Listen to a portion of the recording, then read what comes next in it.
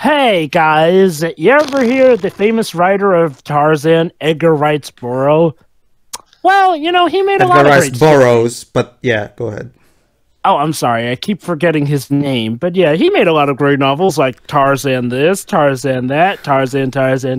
Oh, that's right, he made stuff other than Tarzan. Spoilers. They weren't very good. Go ahead. Yeah, you wonder why a lot of people don't make other adaptation of his other work. What about stuff like John Carter of Mars? Oh, look, here's Disney about to make an adaptation. Surely they can make a go like with their Tarzan movie. Ooh. Basically, everybody, Andrew Stanton, the creator of Finding Nemo and Wall-E, and later Finding Dory, had this passion project of his because apparently he's a big fan of the original novel.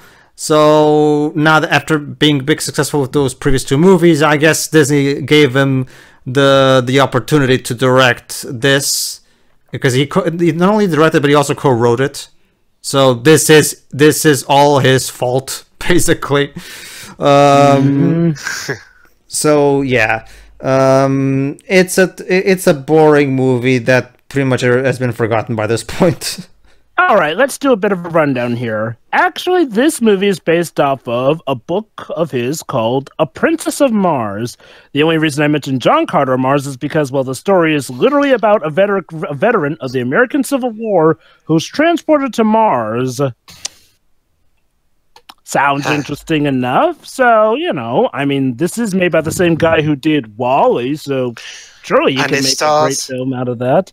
And it stars Taylor Kitsch, one of his two major box office bombs of 2012. Oh, Taylor Kitsch. There's a lot to talk about him, but you know what? This movie is long enough as it is. So, folks, let's start with the custom Disney logo. Yep, this is one of those Disney movies with a custom logo. This one has the Disney logo, but shaded in red. So, yeah, start writing the black screen before that. So, go ahead, Jova. Here we go. In 3, 2, 1, click. Well, you know what, guys? I have some good news, though. We're finally getting Blu-ray releases of the extremely goofy movie and a goofy movie at long last. Through that Disney club. And now this commentary is dated. Thanks, Jova. Well, Pedro. I mean, it'll be a thing afterwards. Besides, this will probably be released this year, too, so long as we don't have any delays. Ha! There's my Marvin the Martian reference. Goody. So, and also, funnily enough, a character in this movie is Edgar Rice Burroughs. Funnily enough, he's played by. We'll get to him in a bit. But Edgar Rice Burroughs is actually a character in the movie who's John Carter's nephew, and he's played by Judy from Spy Kids. Oh, you spoiled it, Dwebs.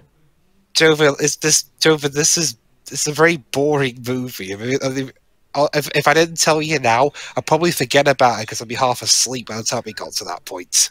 So, yes, believe it or not, Dwebs. If we squint really, this particular, we're starting in a very sandy setting and stuff like that. If we squint really hard and do a lot of masculine Dwebs, we might be able to pretend that we're watching Mad Max, Fury Road. I guess. We'll die of blood toxicity 5 minutes later, but this will be 5 minutes when we think we're watching Fury Road. We really got to think of a new joke for that. Well, Jova, by all means. Jova, I can't say Quantum of Solace because that's not a good example, is it? Well, Jova, so by all means, Jova, throw in your own original joke. So, guys, I got to say here, Martians sure look a lot like people here on Earth. I mean, assuming these are Martians. Are they Martians? Are they? Usually Mars or something. Well, this is apparently taking place on Mars. So... Weird. Martians usually wear helmets with brooms in them. Also, I'm gonna be honest. This one doesn't even have that good of a score from Michael Giacchino, if I'm honest. Oh, yeah, Michael Giacchino's the composer for this movie. I declare this movie a really bad movie, even on Mars. Isn't that wonderful? Hmm? That's terrible. Oh, okay. Gotta love how the subtitles for deaf people say "battle cry." Okay, I want to elaborate on a point I made earlier. Oh no, they're being wiped out by the Tesseract from the MCU. I mentioned earlier that this was one of Taylor Kitsch's 2 big box office bombs of 2012. The other one being Battleship. Is it? They came one after the other, which damn must have hurt him a lot. It's interesting. But this is also considered one of Disney's biggest box office failures of all time. Come to visit, It's interesting you say that. Sorry. Even if you take its net budget after taxes of $263.7 million, this film only grossed $284 million. Is that Jean-Claude Van Damme? Like it looks a bit like him. It's interesting you mentioned the Tesseract, Jova, because this was back in 2011, the same year that had Captain America: First Avenger and the first 4 movie, which were the movies that introduced the Tesseract in the MCU. Not only that, but that guy's face paint looks a lot like Thor's face paint from 4-3. Also, Mark Strong, why? I wish I was watching First Avenger right now. Wait.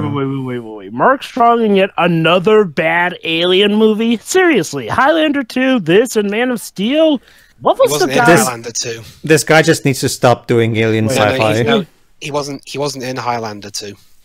Thought he was. Didn't he play like No, that was no. John Carter. Why not John Carter of Mars? Yeah, that's the thing. That was going to be the film's title, but at the last minute, Disney took out the of Mars bit. Although that is the title we see at the end of the movie. My guess Here we are in New York City in the late 1800s. Joe, that was. I think you were thinking of. My guess, Shiro. Sorry, Joe, you were thinking of Green Lantern. My guess, Shiro, is that the marketing team looked at this and thought that the title sounded stupid, and then nobody would go see a movie. That's right. Yeah, I was thinking of. Well, I guess it fits then. Another bad Alien movie. But hey, he's in Shazam. Well, let's test it right now. Shiroi, would you go to the theaters to see a movie called John Carter of Mars? I mean, okay, it's more to do with the trailers rather than the name, so I don't really know what the trailers were like, so I can't actually answer that honestly. Okay. Let me rephrase that then. Well, hold on, this is important actually. Mate, you're not James Bond. Fuck off. Okay, I know that this is New York City in olden days, but am I anyone who gets more feeling like it's more London? Like, yep, there's Edgar Rice Burroughs. Yay. Yeah, the Andrew Stanton and the other writers wrote the author to his own freaking story as John Carter's nephew. Well, it's just a cameo, so it's not, or isn't it? Pedro, probably not a good time to let you know he factors heavily into the story. Oh yeah, right. I forgot. Oh. Believe it or not, this actually does not try to be a one-to-one adaptation of the original Edgar Rice Burroughs novel here and there. You know, probably some props because Edgar Rice Burroughs may not have been the best writer. Maybe back when in his day, he probably things would have been a bit fun because he was a writer in the 1800s, back when storytelling standards were far more. It was a much more innocent time. But his writing has aged like rotten cheese. Okay. So to be fair, a lot of the problems with this movie aren't it trying to be a clear adaptation of the original book. Though I begin to wonder if this movie would have been better if it had tried to have been a clear adaptation of the book. Because all right, I want to talk about a mistake Andrew Stanton made while making this film. What? This was his first live action gig, right? So you think he'd want to at least consult with people who were experienced in live action films? Nope. At least one of the other writers was experienced only in animation, so he pretty much just jumped onto this, having not even people who knew how live action films worked to advise him on stuff. I mean, to be fair, when it comes to writers, I don't see how much more different it would be for a live action thing as opposed to an animated one, except for maybe. For live action, you have to do all sorts. You have to block shots. You have to tell actors what to do. No, that's directing, though. That's directing, though. That's directing, though. I mean, for a writer, though, I don't really see the main differences, except for, I guess, how expressive you would write some of the characters to be. But other words, I don't think writers are too different. I get you on everything else, though. Oh my god, that really is Junie all grown up. You won't find the key. You won't find the keyhole here. You know, funnily enough, he starred in Spy Kids 4 last year. Sorry. And by last year, I mean 2011. Yeah, so already sealed the keyhole of this world. Okay. Basically, the other writer, well, one of two writers, Mark Andrews, mostly his experience was being a storyboard artist on stuff like Quest for Camelot, The Iron Giant, Osmosis Jones. He did have a couple of, well, he did have like a maybe... Well, he had one live-action film under his belt, at least, Spider-Man, but that was way back in 2002, and since then he's been doing stuff exclusive to animation. The only films that he's directed after... The only films he's really directed... Wait, hold everything. Whatever, hadn't finished yet. I know, but there's an important plot detail here. And he was a director of Brave. Beginning to wonder if maybe we should just mention the stats before. Anyway, though, yeah, okay, so apparently Edgar Rice Burroughs is the nephew of John Carter. Yeah, Jova, I said that twice. But yeah, I mean, now here it's relevant, though. Well, I mentioned him as well when he first showed up on screen. Well, I mean when it's relevant to the movie. Okay, let's move on from that point. So, what exactly does our protagonist accomplish by reading this? I'll write a book about him. Okay, I'll admit, that's how we got here. I'll admit, I have not read the original tale, so has anyone actually read the original I haven't read it, but I do know the basic gist of it, and the movie does get most of it right. Yeah, this part with Edgar Rice Burroughs is like Jova just said, this is Andrew Stanton making it up. However, the basic gist of the book is pretty much as it is really here. There's some couple details changed here and there, but for the most part, this is a very reasonably faithful adaptation. It depends. So what exactly... And that's and like I've said before, as you guys already guessed from my thoughts on Edgar Rice Burroughs' books, that's also part of what dooms it, because it's all right here with all the illogical stuff from the books that, again, maybe back in the 1800s it wasn't that much of a big deal because, you know, it was a much more innocent time. But yeah, nowadays a story like this it needs some serious retooling if it's going to work in modern standards. I mean, okay, look. Illogical stuff I can deal with. I mean, it's literally a story about a Civil War veteran going into Mars, so I got that, but like, well, again, so what exactly is the overall plot, though? I mean, aside from, I guess, the guy going to Mars. It's basically that, Jova. He goes to Mars, he gets transported into Mars, and then he has to help out this war. He falls in love with the princess, all that good stuff. Again, standard stuff, except it's on Mars, really. Edgar Rice Burroughs' primary mode of writing was take typical standard stories and have them take place in a setting that didn't usually. For example, Tarzan was the whole. It's the whole. It's the man who lost his humanity stuff, but done in the jungle with apes. For this, it's so it's the kind of the outsider who helps a civilization in turmoil, except it's on Mars. Again, it's the kind of standard storylines that you've seen, but done in weird settings, basically. Believe it or not, this is a project that had been in the works for quite some time. This thing trails back to like 1931, when Looney Tunes director Bob Clampett had actually approached Edgar Rice Burroughs himself with the idea of adapting A Princess of Mars into a feature-length animated film. For those who don't know... So basically, Joe, what you're saying is this film was in development hell for 81 years. Yes and no. There's a lot, and I mean lot of semantics going on. Well, Dwebs, if something got outright cancelled and then eventually someone else picked up the rights, it doesn't quite count. God, what's its name? Jova, that movie with Vincent Price and Matthew Broderick. What's its name again? The Thief and the Cobbler. That's it. The Thief and the Cobbler is still the record. The Thief and the Cobbler is still the record holder for the longest time an animated film was. An animated film was in development hell. Probably in general. I can't think of any other films that. Hi, Bryan Cranston. Okay. Brian, wait. Alright, I guess we should actually commentate on the movie. So, yeah, let me guess. He's considered a traitor. Oh, right. He's a traitor to the United Nations, or, I mean, sorry. Carter's a Confederate soldier. Yeah. Oh, yeah, Confederates, the guys who... And as you can see, he's short-tempered. I think Confederates generally were short-tempered. Well, okay, short-tempered even by Confederate standards. Also, apparently, that last bit was supposed to be funny.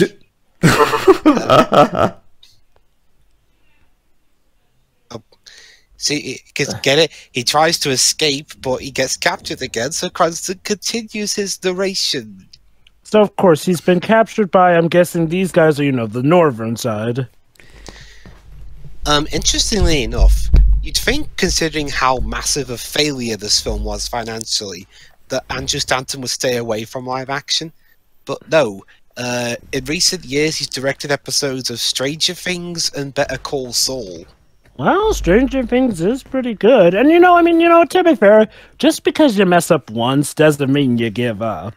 Although it is, I can imagine, Joe, it'd be a major bummer if your attempt cost your studio hundreds of millions of dollars. So, let's see. To go off of the eras, folks, yeah, first there was the Bob Clampett involvement. Then there was the first Disney bit. Yes, that's right. Disney actually were going to try going along this in the late 1950s. That didn't go through. Then Paramount tried to get involved. For those who don't know, from the late 90s to the 2000s. Then finally it returned to Disney around the time. For those who don't know, Bob Clampett was one of the all-time great animation directors, one of the magical crew back in the 40s who made the legendary Looney Tunes shorts. Mm-hmm.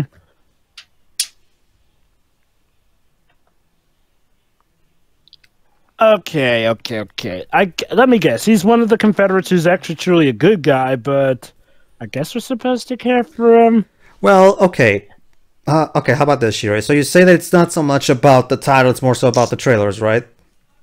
I mean, to be fair, if we were going to judge, almost all movies based no, sure. titles... I understand that, Jova, but... Because, a lot of movies are named after a character, so... Sure. And let's not forget a pretty good movie, Pedro, called Crap Movie. But Shirei, how about this? I'm sure probably you'll think maybe this will be an exception. What if I told you there's... What if I told you there's a... What if I told you there's a scary movie involving snakes that's literally called... as I've just written in the chat. I'm not kidding. There's actually a movie with that title.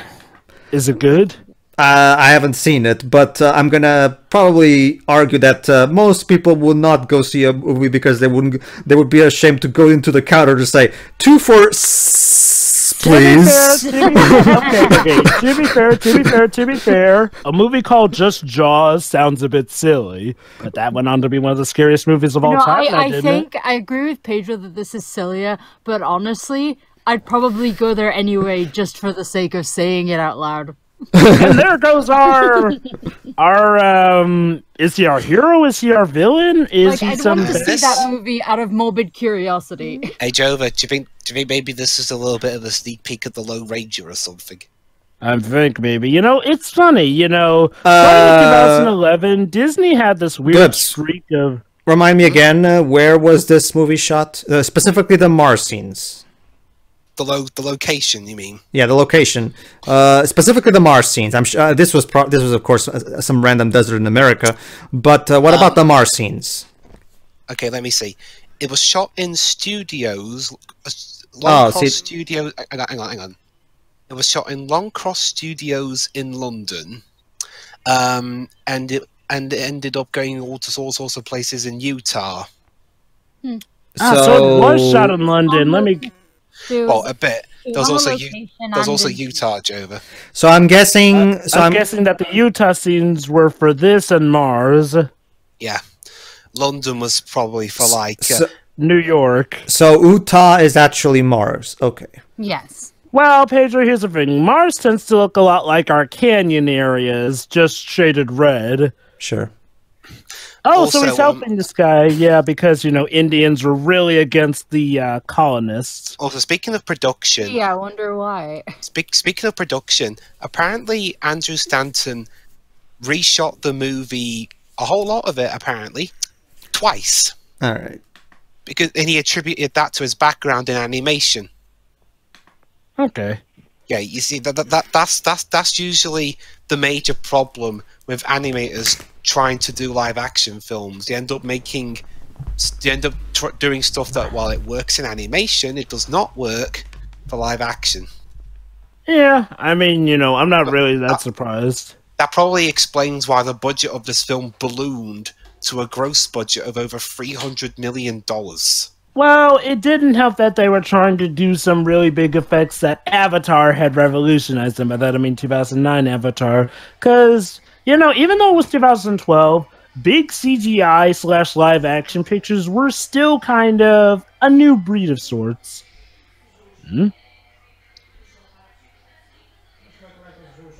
So, okay, I'm just gonna ask the question a lot of people are probably thinking.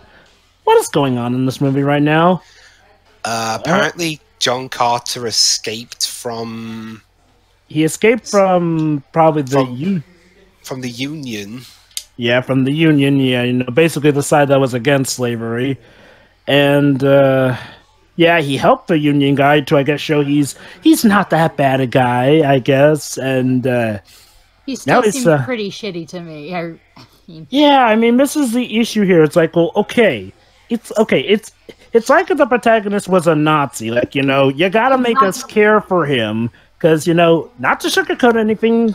And yes, I know, there were a lot of good Confederates, technically, who were, oh my god, what the fudge? Jova? What? The protagonist being a Nazi, Heil Honey, I'm Home exists. That was you guys trying to make a sitcom out of Hitler. I don't know what I could mention another show, but that would be massive spoilers. I don't even know what you're on about. Jova, you should know what I'm talking about. Is it one that I've seen with you before? Yes, it is. Post it privately to me then. Yep. Don't touch it. Soon. There you go. Oh, that. Well, I mean, it's not official. The characters aren't technically pro-tags, but still. They try to make them sympathetic. And now that's a bit of a different case, but yeah, definitely. Now we're back on Utah. Or no, we're on Mars. How is he breathing? Well, Dwibs, as the Martian movie clearly established, I guess technically it's breathable. This isn't The Martian, and also, no, it isn't. But Dwibs, the movie Martian, just roll with it. No, he had to wear a spacesuit. Yeah, that's right, he did. But didn't he have that containment place that technically he could go without his helmet on? It was all sealed off. Did they need helmets in Mars Needs Mums? Yes, Sarah, they did. That film was just stupid. I know that film was stupid, I was just asking. Hey, you know what's funny? Mars Needs Moms was also a Disney movie bomb, and that also took place on Mars. But yeah, like I said, folks, Disney should never make movies set on Mars. But yeah, basically, folks, starting in 2011, each year Disney had an amazing big bomb. And let me just say this, starting in 2011, this was a big shock, because this was Disney we were talking about. Even with bad movies of theirs, they generally weren't bombs at the box office.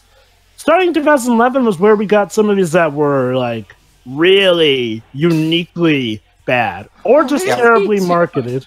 Last year there was A Wrinkle in Time. Well, was A Wrinkle in Time even that bad, or was it just, did it just go unnoticed?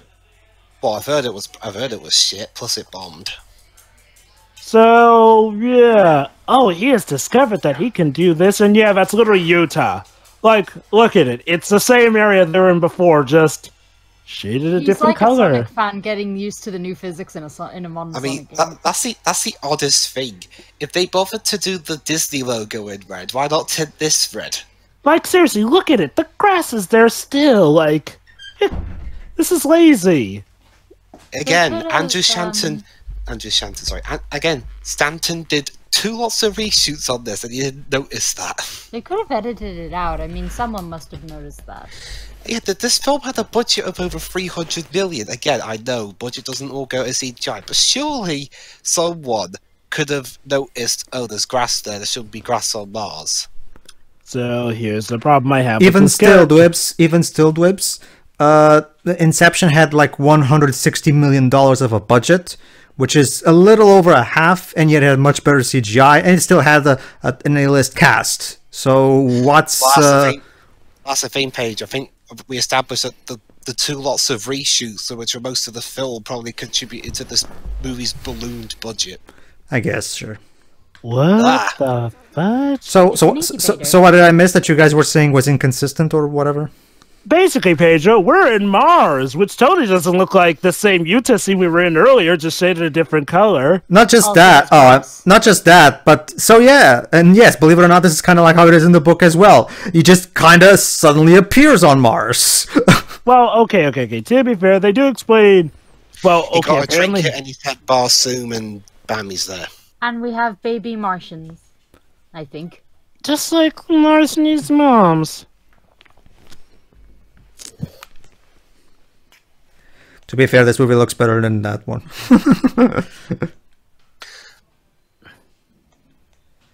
We indeed.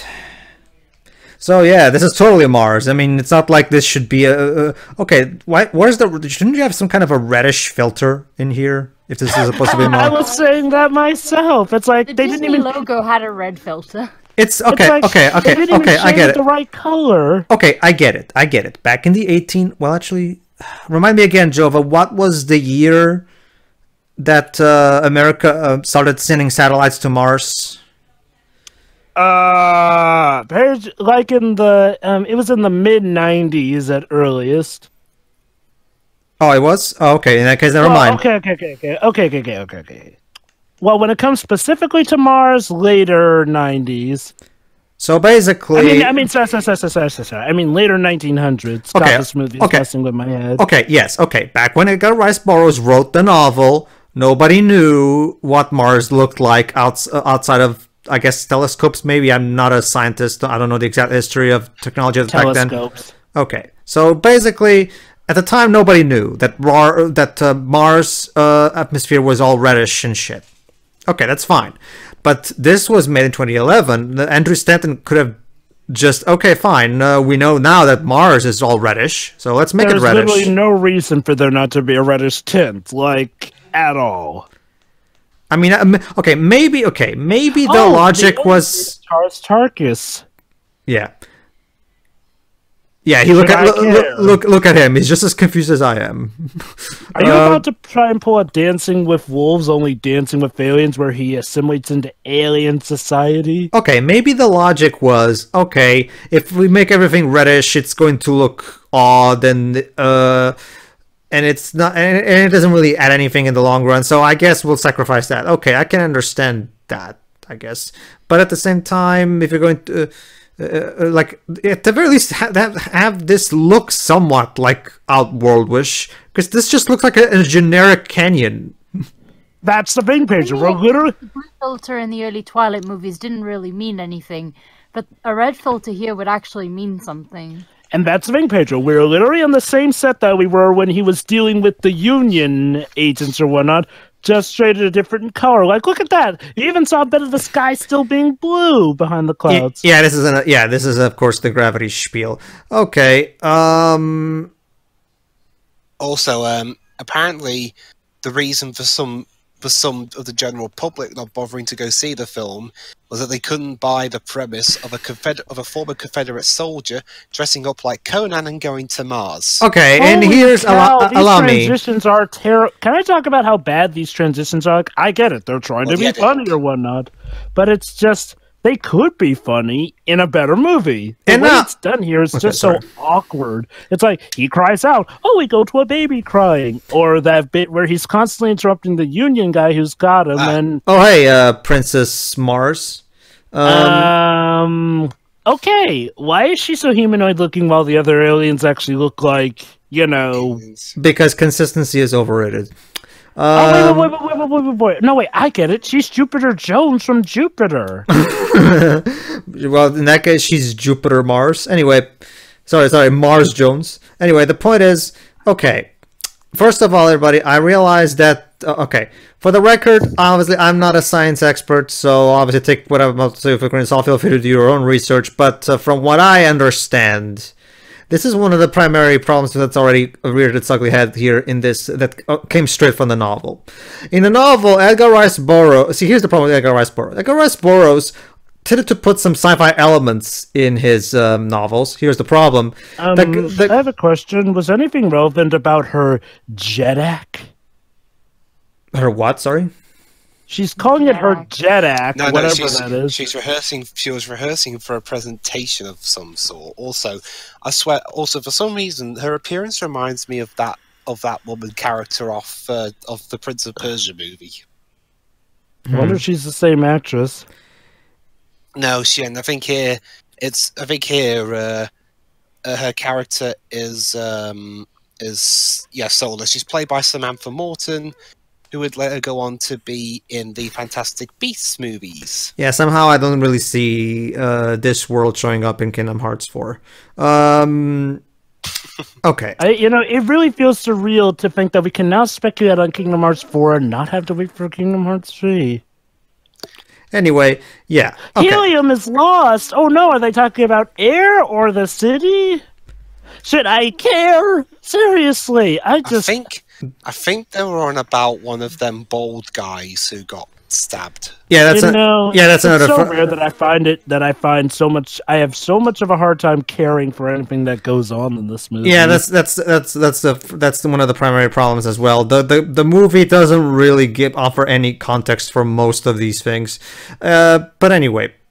Aside from exposition, we're later going to have some kind of explanation, but it's going to be purely through exposition of this chick telling it to the, but it's such generic stuff. But you'll get to it anyway. The basic. You accomplished such power with the plot MacGuffin. Oh, well, touch it. So it's true. Only women may touch it. God, no. I guess. Oh, hey! Give this movie one credit. It called "There Being Water on Mars." I kind of wish I was watching Red Sonja. That movie's more fun. But anyway. Oops. Yeah. Okay. So, like I said, take what I say with a grain of salt. Okay. Here's the basic problem that Edgar Rice Burroughs like to put sci-fi elements in his novels. Here's the problem. The guy clearly did not know anything about science, and John Carter of Mars is one of the best examples of that. Okay. I'm gonna be fair to him. It was like the 1800s.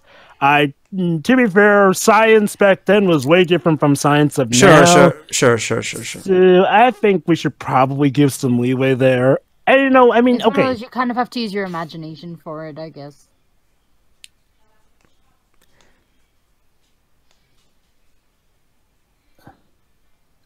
Complete relinquishment, and he wants to marry you so he can be king. I know he could just maybe subjugate me, but he really wants to marry you. Okay. Oh my god, I called it! So she's a Disney princess. Yep. So we're half an hour into the film. What's the plot of this movie again? Is it her refusing marriage? Is it John Carter getting used to Mars? It's literally every Disney fairy tale ever drips. This princess is supposed to be engaged to someone that she doesn't love. The parent is strict and blah blah blah. Then she is kid and she falls in love with our protagonist. You have seen this plot a million times before. I guess to be fair, this time they at least have a decency to have the extra nuance that she has to marry him to save her kingdom. So I guess that's a bit of a nice different touch. Also, this one's in live action. This one, This one's in live action. Mm-hmm. Oh wait, that's right. Mulan 2 also did. Don't worry, Shiroi. Just wait till we remake Mulan in live action because it's coming as well. So. And it's not gonna have I'll make a man out of you. God dang it. That movie is ruined forever now. It's like how the Lion King live action movie isn't gonna have Be Prepared. What are you doing, Disney? You are literally taking out like 2 of your best songs. Oh, not only that. Hey, I got good news though. We got Maleficent, the Mistress of Evil, coming out later in 2019, even though the last movie established. Good. I don't know. Although I was about to say, it's funny you mentioned that, because this isn't the first time Disney has done this, because Mulan 2 completely goes against Mulan's whole philosophy from the first movie. Oh, trust me. I can't wait to tear that movie a new asshole. Yeah. Oh same. no, the Corsair is approaching the city, wherever the f means. Again, do I get points for caring? Like, look, I'm normally the most enthusiastic member with this. Gibberish. Not just that, notice how the actor playing the father, even he doesn't sound like he actually believes in what he's saying. Also, you know, normally I'm the most enthusiastic member when it comes to this kind of stuff, but I could not care. Voldemort, what are you doing here? Yes, Voldemort, what are you doing here? I agree, because they're just throwing plot points at us and not really establishing anything to make us care about any of the characters we're supposed to. That's one of the primary problems. Enough of a problem, guys. But here's another problem, guys. Let's not forget, this entire story is being taught to us via a will. So whatever happens, we pretty much have a good idea that some characters are going to make it out fine. That's one of the primary problems too. Sorry, go ahead. It's this film's basically Edgar Rice Burroughs reading his own story. That's the thing, issue. That is admittedly original tale didn't have. It's go on, Pedro. That's exactly the big problem with Edgar Rice Burroughs' novels, Shiroi. The guy introduced elements and plot threads, like and he just dumped them on you, and it didn't really create any much of cohesion. And like you just said, like he didn't really do much of a good job of making the characters interesting and the plots emotionally engaging. Like I'm guessing you're probably familiar with Disney's Tarzan. Disney's Tarzan is about as faithful to the original novel. It's just not, for the most part. It keeps the same basic story outline, but it is vastly different, and all the better for it. I'm not familiar with the... Oh, is the novel not very good? No. Like I've said, Shiro, Edgar Rice Burroughs is just... okay, I know that there's some people out there who are fans of his books. I'm not. I apologize, but I just don't find him to be a good... Again, it was a different time, I get that, but, well, if a book aged badly, it just aged badly. I'm sorry.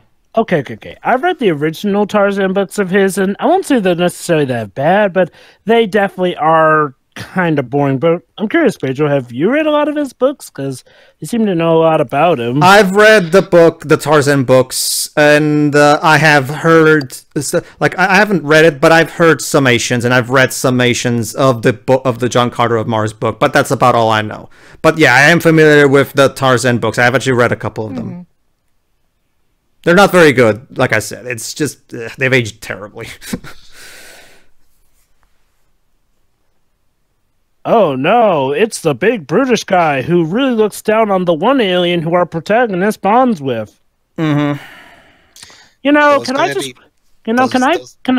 just go back to playing Halo 3 with Master Chief and the Arbiter? Now that's a duo I actually like. It was an interesting part. It was the 2013 movie by Constantine Film. That movie was kind of more faithful, but not so much, not in the way you'd expect. Like, it was, hold on, Joe, I'm going somewhere with this. It was more faithful in the sense that it was faithful to the Edgar Rice Burroughs method of writing, not so much the actual plot points that were in the books. Like, it had stupid, pointless sci-fi elements that didn't quite mesh with the jungle setting, just like the Tarzan books. So I guess technically it's being more faithful in style, but still. You know, Wait. Hold on, wait. What's scary to me is that there's going to be 2 more of these. Hold on. They're calling him a white ape. So do they have monkeys on Mars? Edgar Rice Burroughs. This was him kind of reusing his idea from or is that just how they view humans, basically, as apes? Yeah, back when... I'm just wondering where they get the concept of apes from, but I digress. They're also calling someone a Jedak. When Kala... Sorry. I have a question. What's a Jedak? Like, they've used that term 2 times now in different looking situations. We'll probably find out a lot later. See, Tarzan was easier to follow because it took place in our world with monkeys, which are creatures that we all know and understand, so it was easier to follow. But this book, on the other hand, is introducing us to completely alien creatures with their own unique culture, and yet Rice Burroughs, and by extension Andrew Stanton, don't explain a goddamn thing to us about how any of this works, and or the logistics of everything, their culture. Like they're just being mean for him because this is typically the thing that happens in movies. So far, I'm guessing a lot of people would have just had a lot of questions. But hey, this reminds me of Thor Ragnarok. But hey, he gets a shave. But yeah, like I was saying, when Kala adopted Tarzan, that was kind of what Tarzan was regarded among the various creatures of the jungle, the white ape. Because even though he wasn't an ape, he looked enough like an ape to the other animals, so they kind of called him the white ape. And I'm guessing Edgar Rice Burroughs did that as a neat little nod to Tarzan, maybe.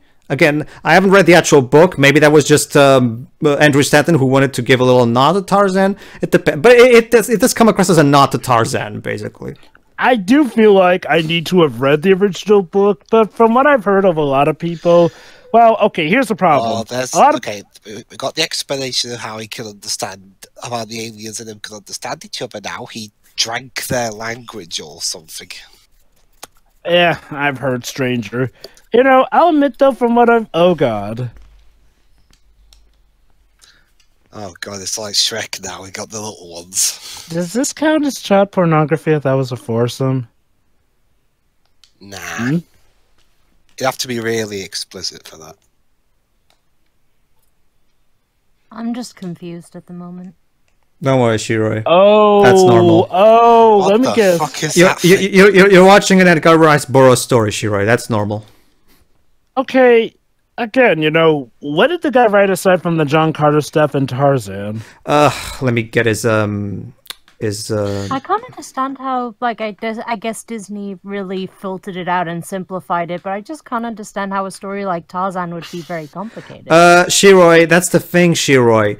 What you're seeing in the Disney movie is not Tarzan, as in the original novel. Like, yes, it has the same basic... They basically just took the characters and gave them their own... Yeah, that it has the same basic outline, the same basic themes of prejudice, because of the white ape thing, but in terms of the actual plot points and character, for example, Clayton, it would be surprised you, Shiroi, that Clayton is not at all what the Disney version portrays. Let's just put it like this: it's basically nothing, not similar in anything. They're only superficially similar. Really? Well, okay. To be fair, I'd say that it does take elements from the novel. It's just that, it writes them in a completely different way here and there. It takes elements from sequel novels here and there, and let's just say it gives. Okay, it's basically a version where the characters are more likable and there's more action, essentially. Mm-hmm. So yeah, this is what John Carter's like now. He's dressed up like Tarzan. Kind of, yeah. Yeah. He killed him with one punch. Again, he's even got the mullet too. Again, maybe this is how he looks in the novel. Because How dare you claim you understand us? Again, I'm not entirely sure if the book described him looking exactly like that, or if it's just Andrew Stanton wanting to pay homage to Tarzan. But... Okay. For the sake of not wasting too much time on this topic, I guess we might as well just judge this movie on its own. I have no idea how much of this is from the actual book. I assume a lot of it. Was somebody just squirming? Well, that's what I'm here for, Joe. No, that was I was. Well, don't worry, Jova. You do that, and hello, little girl. Sudden flashback to his past. Oh, that's his past. Yeah. Well, don't worry, Joe. But you guys go ahead and go through the movie as it is. I'll be here filling that role of issuing out the stuff about the book. Like I said, for the most part, this movie goes through what the book is. For the most part.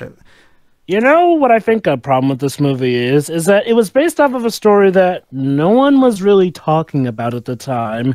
And I don't mean in the sense that, that means it should have been forgotten, but let's do a bit of a reference here. A lot of the classic animated Disney movies were based off of stories that people were still passing down from time to time. Sure, Disney made them all the more popular, but a lot of their stories, were essentially tales that people knew a lot of. Whereas with John Carter, I do have to wonder if maybe the fact that it hadn't been passed down from a lot of times means that it didn't get a lot of revisions. Because that's the thing, a lot of the fairy tales Disney adapted had was revisions, which in some ways helped with the overall procedure. Here, though, when was the last time this thing was adapted into, like, anything since the original novel was given out? Also, there were a couple animations, if I remember correctly.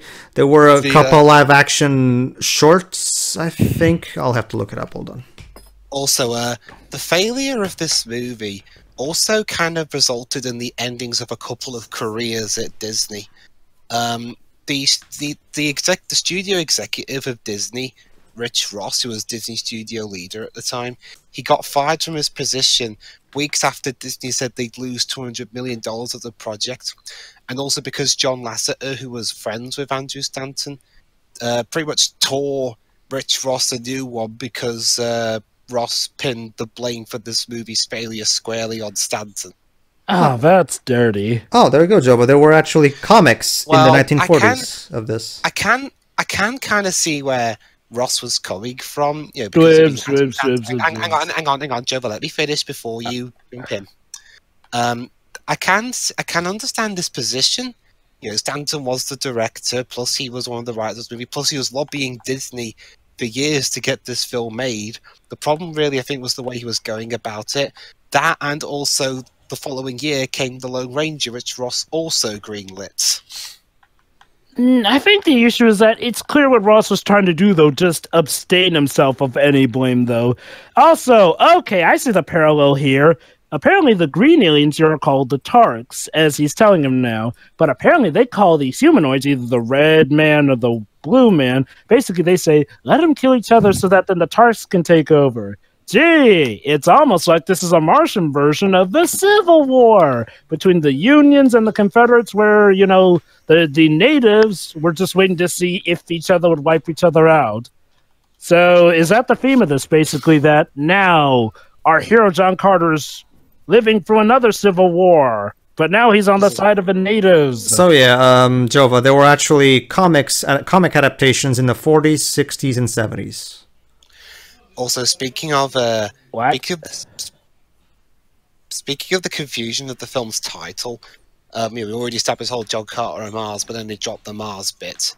They even downplayed, even during the marketing of this film, they downplayed the whole "it's on Mars" stick, and they didn't make any mention of Edgar Rice Burroughs.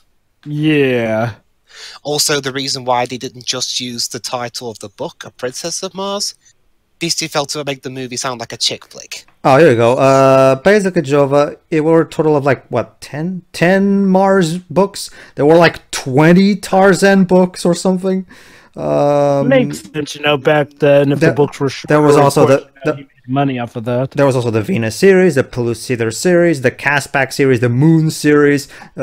Just a shit ton of science fiction. He wrote a shit ton of science fiction. That's the basic gist of it.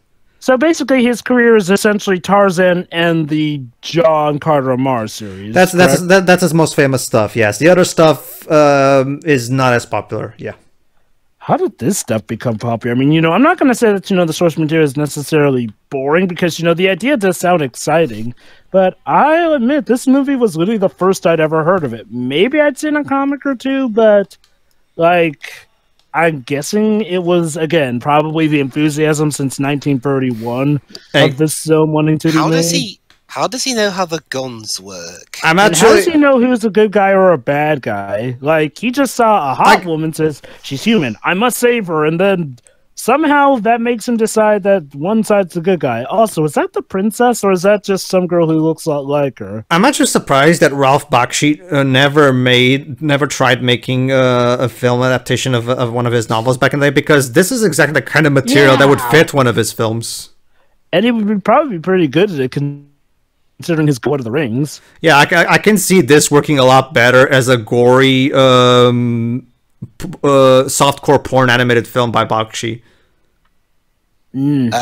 Also, you know, another thing I've recently thought of, considering this a sci-fi film was a big box office bomb, along with Tomorrowland, another box office bomb that came out a few years later. That leads me to highly doubt that Disney are going to use any of Fox's sci-fi franchises if that deal goes through. Who knows? They're a lot different now than they were back then. By the way, Shiroi and Dwibs, another thing that's hilarious about Edgar Rice Burroughs is the overall title schemes he gives to his series. Check this out. The first Tarzan book was Tarzan of the Apes. That basically, Shiroi, that's the novel that the Disney movie is based on, Tarzan of the Apes. Then we, aside from a couple, like Jova said, they took some elements from the later ones, especially in the TV show. The TV show is probably where they try to be a bit more faithful. Have you seen the Tarzan TV show, Shiroi, the Disney one? It's a sequel, the sequel show to the Disney movie. And now he's their hero, I guess. Sorry? What? I was asking you a question. I guess she sorry, was a could you bit repeat that? confused by the movie. There was a Tarzan. I'm this term that's Jedi. Sorry, yes, Pedro? There was a Tarzan animated series that was a sequel to. Oh, yes, I kind of remember that. Yes. Yeah, that was actually more faithful to the books in a lot of ways because it actually did take a lot, like the leopard woman. Yes, it was a woman that controlled leopards. Shiroi, it's. I haven't watched that show for a very long time, so I barely remember. I'll show you a couple episodes sometime. I did watch it, but again, Edgar it's so long ago. Edgar was weird. Anyway, check out these titles. Tarzan. Go ahead. So apparently now he's their hero because he blew up some of the humans and whatnot. He blindly guessed who were the bad guys. Also, look at that. The princess, I guess, went in disguise as one of the soldiers, I guess, because, well, a good big guess. Combination of she didn't want to get married, and she also wanted to warn somebody. How did they not notice, though? Because she's so human-looking compared to everyone else. Well, my guess here is that Edgar Rice Burroughs didn't really want to have our human character have sex with an alien or something. I don't know. Why'd they call her Red Girl? Is that so they'd have an excuse not to make the planet of Mars red? Because No. Basically, Gibbs, they called them either Red Man or Blue Man based off of the colors that they wear. Also, Pedro, I'm glad you say it because I was gonna say it, but I didn't want to. But it was like the only reason she probably looks that is because they need a hot female lead. Because God forbid that female lead characters can look in any way remotely unattractive. Well, there's always Star Trek. In Star Trek, Kirk tends to have sex with green women, so there's that. Yeah, Star Trek is a better thing, though. Oh yes, because I'm sure we all love the free-breasted Catwoman. or the stupid bold clone of Picard. A bold clone of Picard. You made a difference today, Virginia. All right, yeah, her name's Virginia. So is that supposed to be No. What it says, he was saying Virginia is where I'm from. That's right. Yeah. He was using the name Virginia to mock them. Right. But that's what they call them now. Yeah, I get it. Yeah. Yeah, it's a long story, Princess. So here's my question: how in Mars did there? Yeah, evolution must work weird on Mars. So there's humanoids who look like humans from Earth, and then there's humanoids who are the green Turoks. You have to understand, Jova, that Edgar never really thought these things through.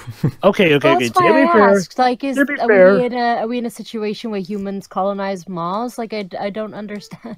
Also, to be fair, did Edgar actually? No, he probably did describe him as humanoid, I'm guessing.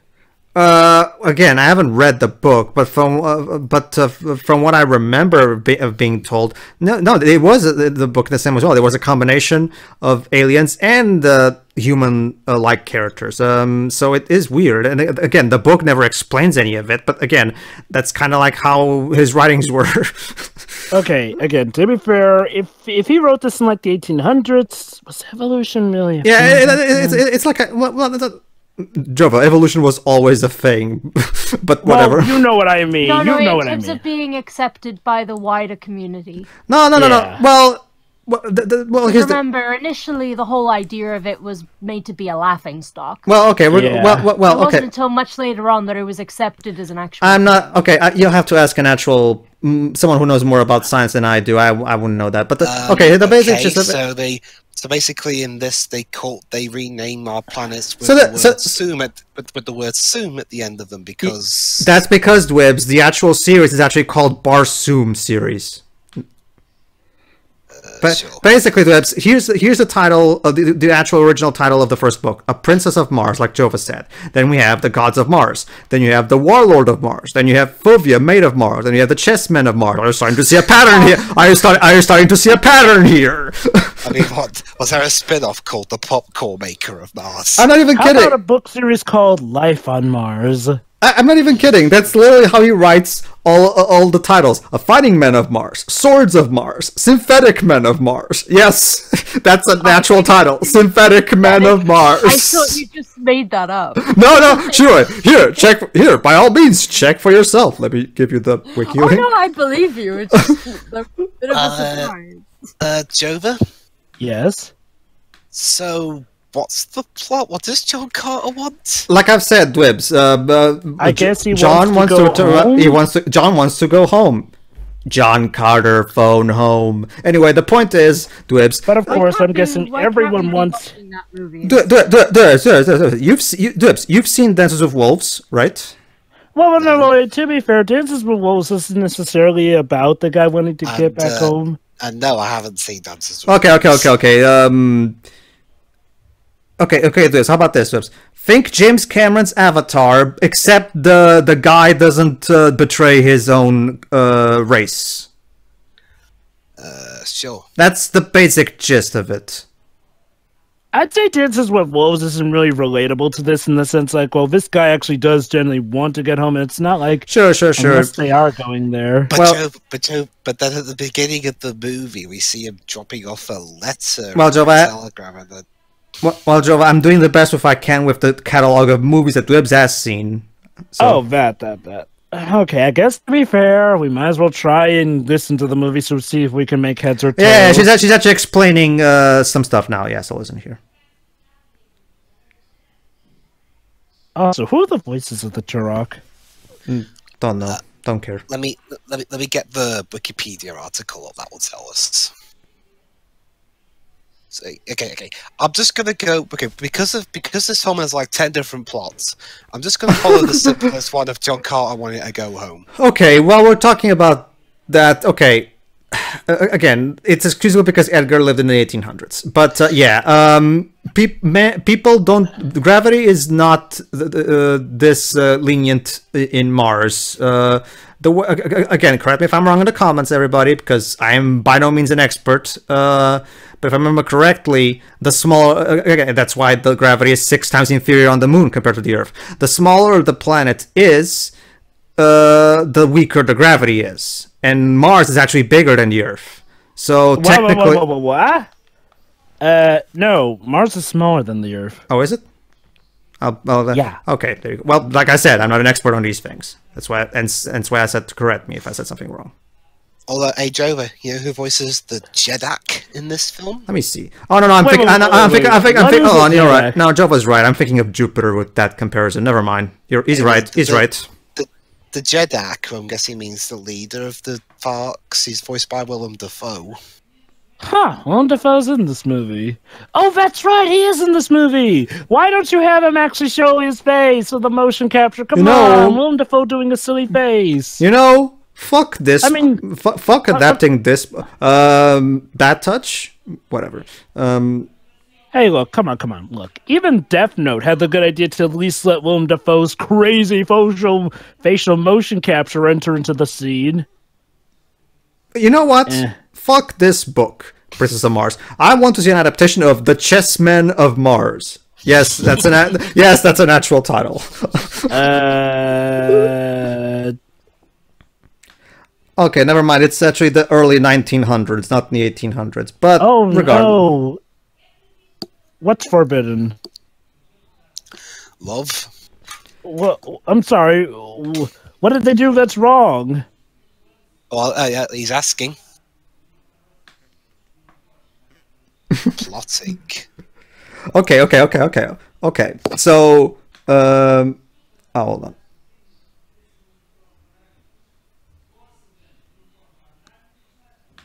Okay. Oh, no, maybe this is the one who's played by Samantha Morton, because she's a FARC too. Samantha Morton. Sorry. Where have I heard that name before? Sorry, I got confused. Oh no, guys! He made him Dotar Sojat! She's voiced by... It's Deja. She's played by an actress named Lynn Collins, actually. She was in stuff such as The Number 23. Wait, what?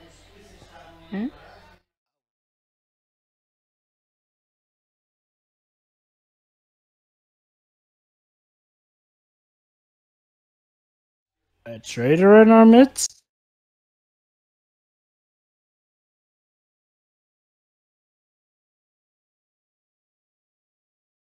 Lynn Collins was in X-Men Origins Wolverine. She played Silver Fox.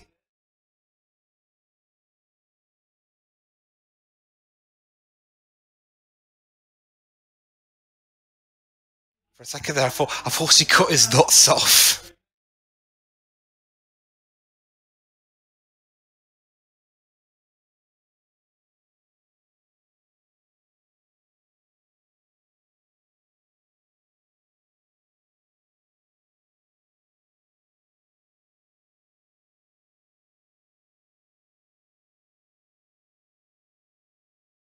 Tars. Yeah, that's Willem Dafoe. So Jeddak is leader, okay.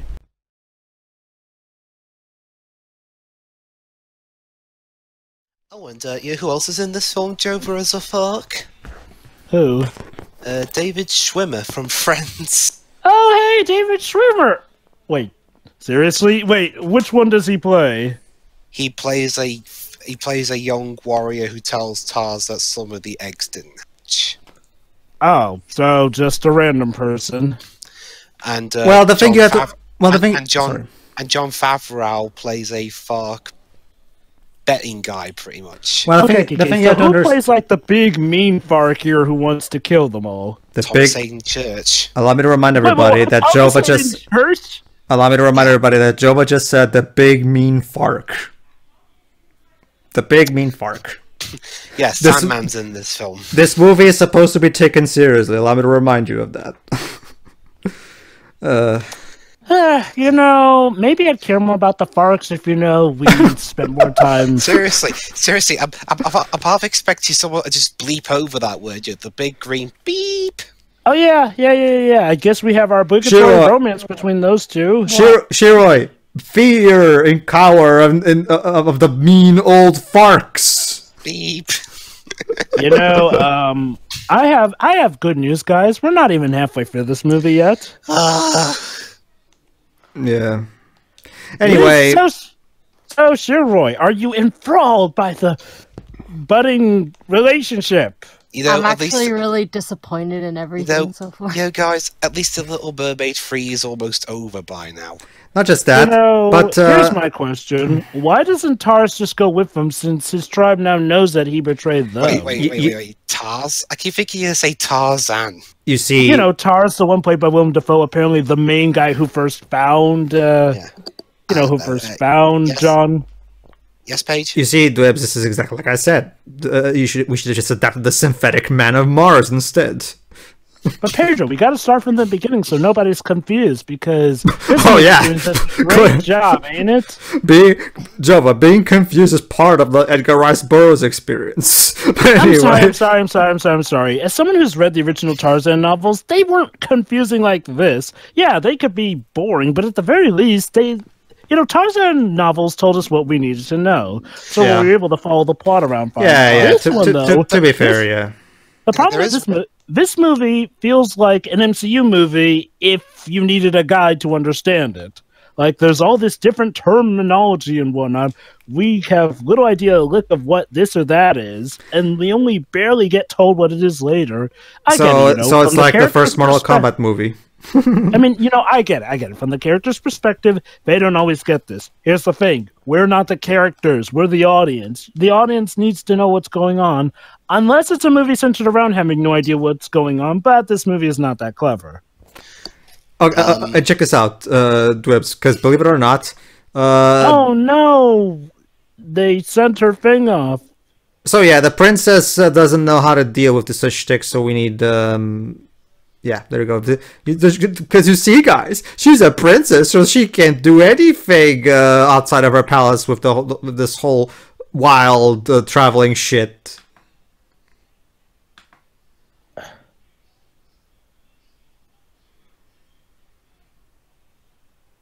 Oh, they knew she was lying, and yep, she's the princess. You know, why did she feel the need to lie to him about this before? The Zodagan Jedak, Sabfan. Zabfan, he's played by Dominic West. Yeah, it's the same problem with the first Final Fantasy 13. They just keep throwing these weird terminology at us, and it's just. What's a thief? What's a lassie? What's the Grand Priest? What's hey, the pulse? Here's a better idea. What's pulse? What the heck is a sentinel? What happened to, you know, typical job class names? Funny enough, Dominic I want to remind you that they actually localized those different names because they thought us Americans would prefer the different names and not be confused by the new terminology. Dominic West would later go on to be in Finding Dory. I guess he and Andrew Stanton must have... Oh, she struck a nerve. A life of oppression. Like slavery.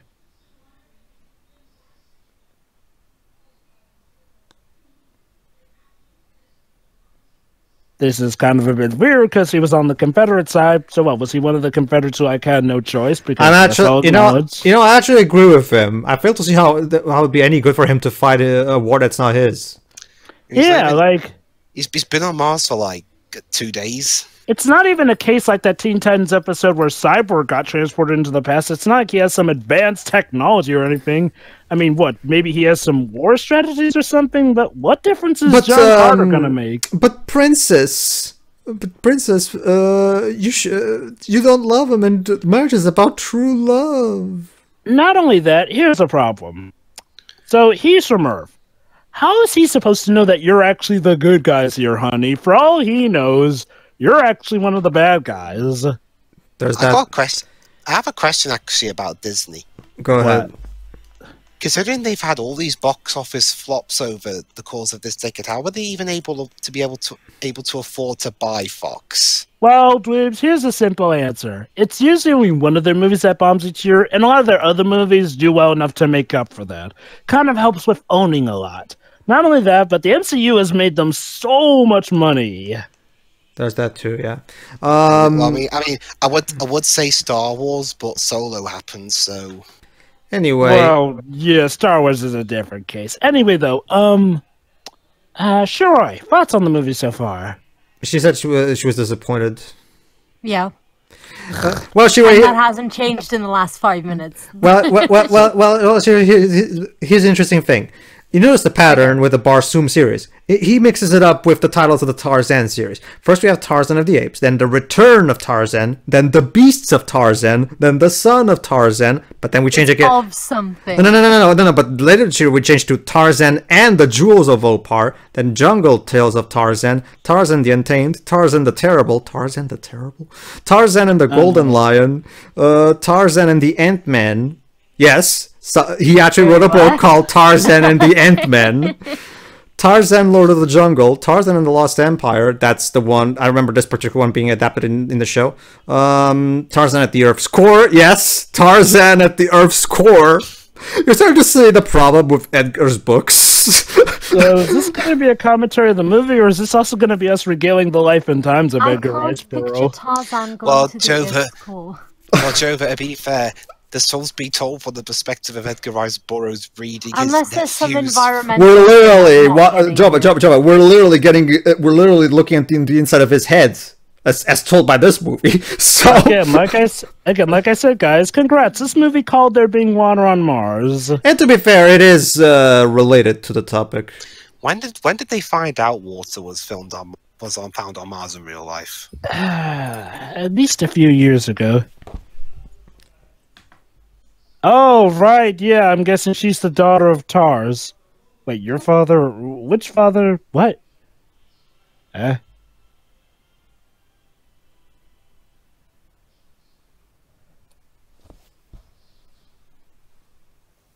Again, If he's a wanted man, why didn't he just come with them?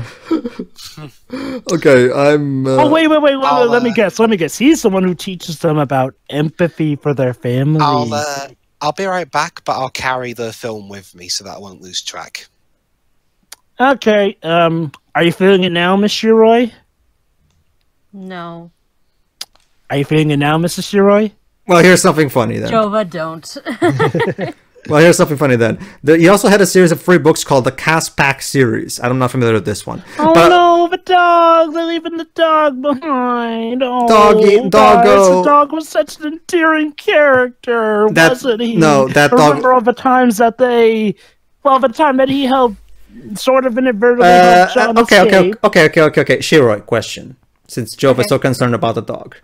Which dog is ugly? Which dog is earlier? That dog or the dog from Lightning Returns?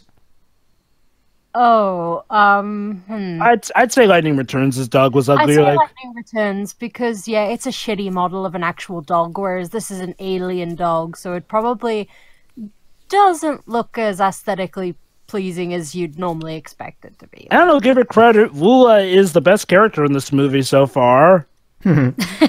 That's the name of the dog. Check out these titles of the Castback series from Edgar. It's 3 books. First book, The Land That Time Forgot. Second one, The People That Time Forgot. And the third movie is called Out of Time's Abyss. His titles are very interesting. He likes a theme, it seems. What kind of structure is this? Tarzan the Invincible. I'm almost surprised we didn't get a crossover between Tarzan and John Carter of Mars. Tarzan and the Midlife Crisis. Surprisingly, that is not one. There's Tarzan and the Lion Man, Tarzan and the Leopard Man, Tarzan's Quest. Tarzan's Quest. Dun, dun, dun, dun, dun, dun, dun, dun.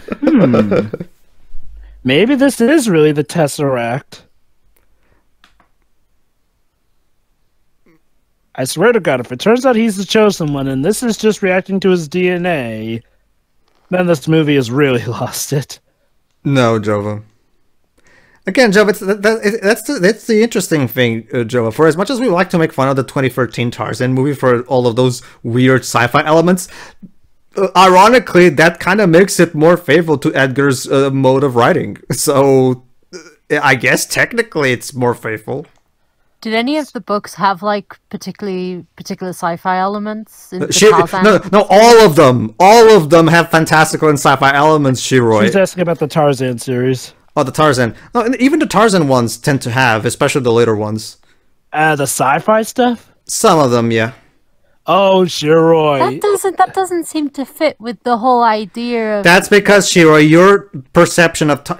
okay. Yeah, I was about to say it comes from the Disney adaptation. Okay. You know, to be fair, even originally from Edgar Rice Burroughs, Tarzan did not start off as being this sci-fi thing.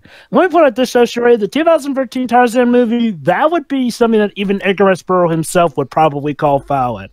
I know that's saying a lot, but trust me, like, Pedro himself pointed out the problems. Let me just put it like this. It's more a Jurassic Park movie than it actually is a Tarzan flick. Mm-hmm.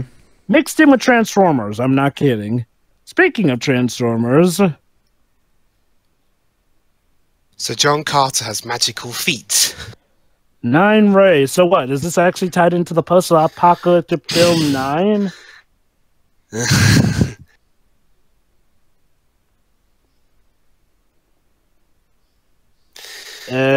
What power? I'm wondering how many people, the 6 people who saw this film... I wonder how many of them fell asleep. Pedro, is something wrong? No. I'll wait till you guys finish. Go ahead. I wonder how many people who saw this movie, all 30 of them, fell that's a good segue, Dwibs. Allow me. I went to see this movie in the theaters because I'm a big fan of Andrew Stanton. And I wanted to, at the very least, I was curious to see what he would make of this. I was the only person in the theater. Wow.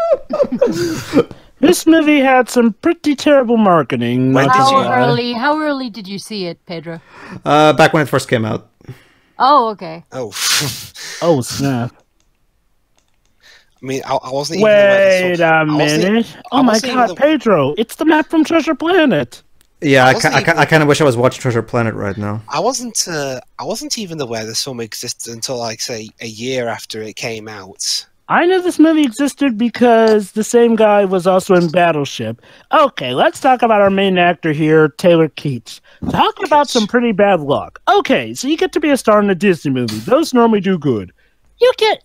For your starting main career, mind you, he was the main lead of one of Disney's most infamous box office failures. Not only that, it was a bit of a critical failure as well.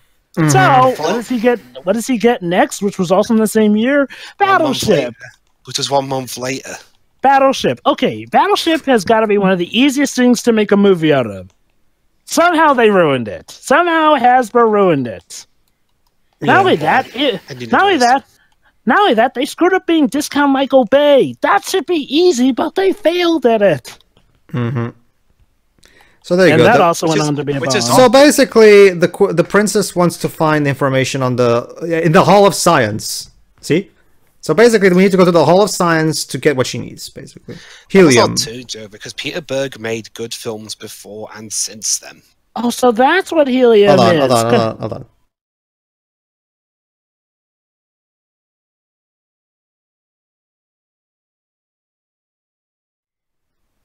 So you need to go back to helium to translate this stuff.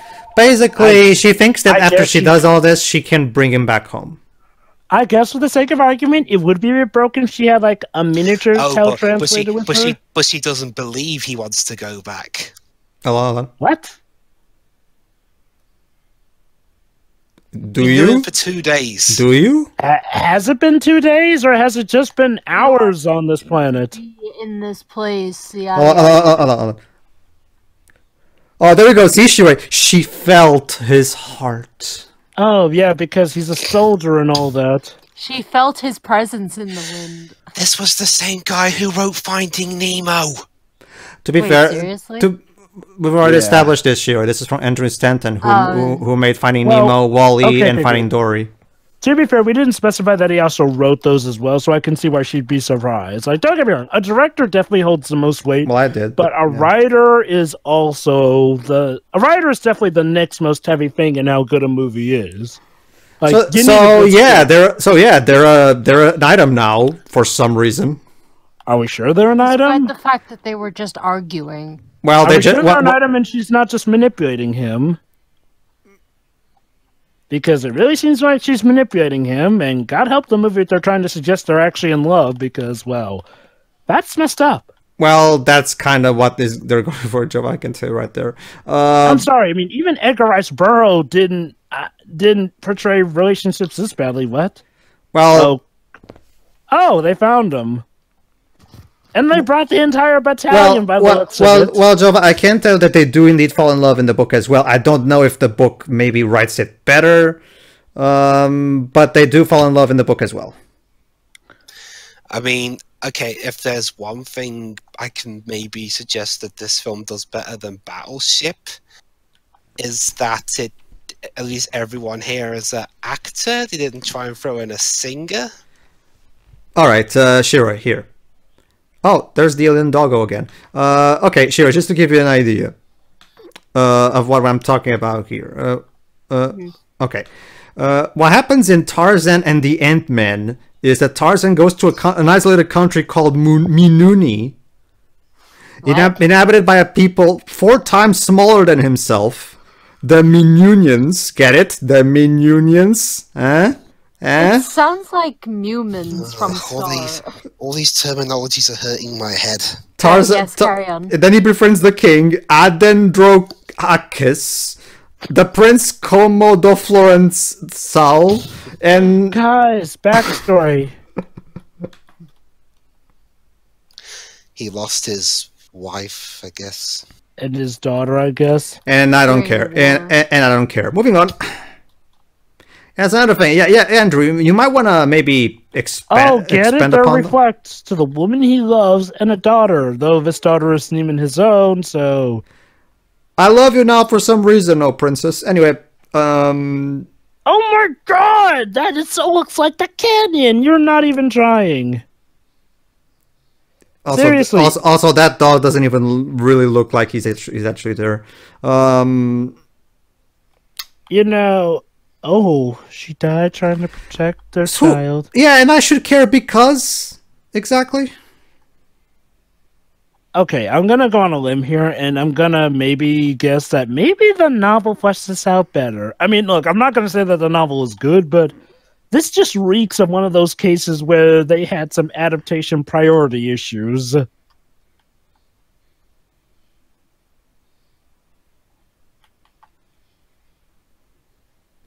I'm sorry, am I supposed to be sad about this? Yes, you are. Michael Giacchino is telling you to care. Okay, I'm going to say this right now. The soundtrack of Resident Evil, the director's cut, touched me more than this. Yes, that includes the basement theme. At least I've genuinely felt something. Okay, so and that's not to say that the soundtrack here is bad. It's just nothing is coming together really here. Look, it's them to the rescue. How long's left of it? A little under an. Yeah. Anyway, yeah. So basically, Shiro, he after he befriends everybody, and the city of the Menunia is called Trohanadalmakus. I don't know how to pronounce these words, and joins them in a war against the onslaught of the army of Veltopismacus, their warlike neighbors. Then he is captured, blah blah blah. And basically at the end he makes a daring escape. A daring escape. There are audiobook editions of these because I kind of want to hear how people say this stuff. That's the Tarzan and the Ant-Man with the Minunions, huh? Get it? The Minunions, as in minimal. I'm sorry, Father, but I found you. Okay, so let me get this straight. The guy who shot your daughter out of the sky, nearly killing her, came to you alone, and he's apparently the leader of your enemies. You could have had him killed or imprisoned, but you chose not to just because he was a good sport about it and told you everything. Uh-huh. Yep, you're in the middle of a war, and you didn't take advantage of having the ruler of your enemy nation at least taken prisoner, as you know, a strategic prisoner of war. You just really...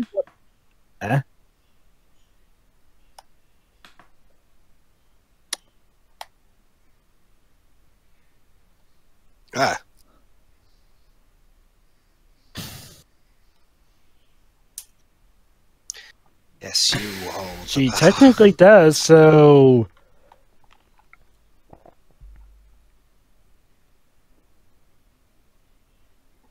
Couldn't we technically take you prisoner and then have your city do whatever we want, though? No. Couldn't we just maybe strike a truce since we literally have him in our clutches? No. Like, any one of us could just stab him right now, but no, I guess like, not. You know, okay, look, I get not killing him because they don't want to cause a whole dispute, but really? Marriage is now the only issue even though you got him in your captive clutches? You guys are fighting a really terrible war. Like, okay, I'm not going to argue that any war is a good thing, but holy cow. That's like, I'm having a hard time thinking of how to describe how stupid these people are. Unless it's really all a trick, though then I'd wonder why he goes to all the trouble of doing it.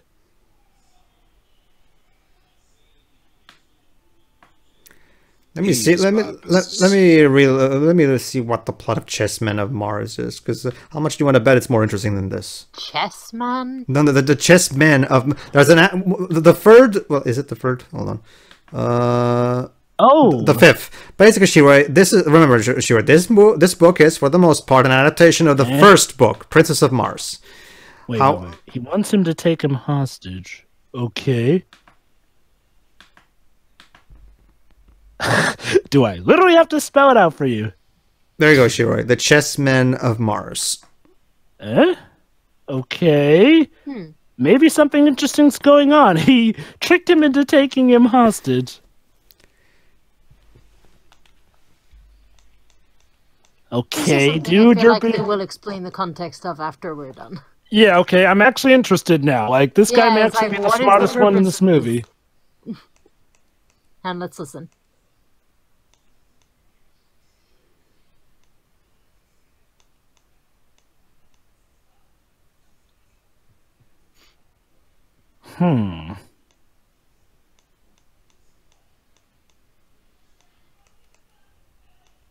Wait.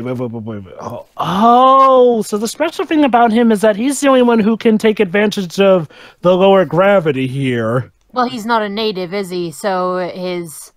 Yeah, I guess it may have to do with his biology. Okay, fair enough. Yeah, that's it. Fair enough. Okay, that actually makes sense, so... Yeah. Oh. Hi, ladies. Oh, he said it.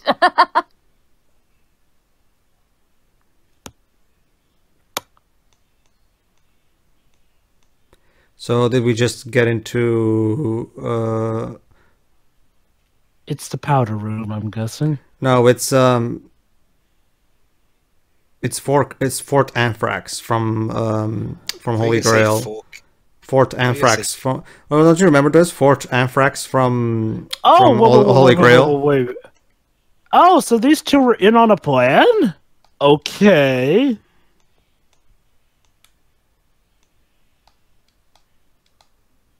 Huh. Okay. When did they set this up? Just checking. Is that the same guy from earlier too, or am I mistaking him with someone looking similar? Because magic.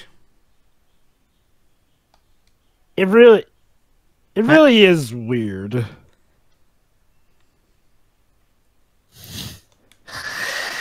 Science in a nutshell. Disney power. I keep thinking helium. When they say that, I keep thinking they're on about the gas. I know, right? Yeah, that's what I thought as well. Because they use all these scientific names to describe cities, and oh my god, let me guess. This is where all the scientific terms on Earth come from. I guess.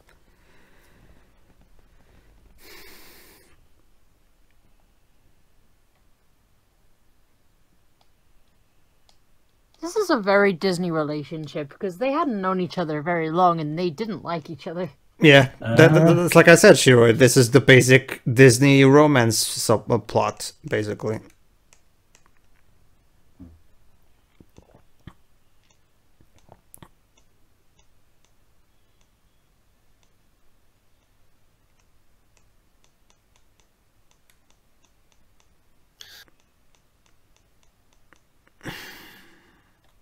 Oh god, not more things I gotta remember. Pay attention to it. There will be a test at the end.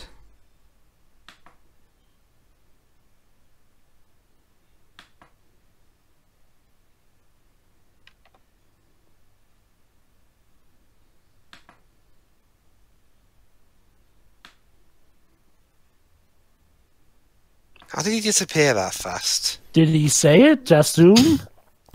Wait. So is this one of those cases that by saying the magical words he activates the power?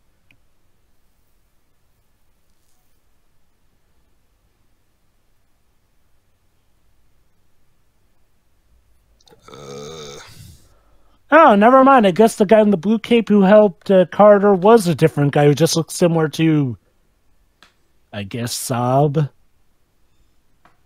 I have trouble remembering characters in this movie. Yep.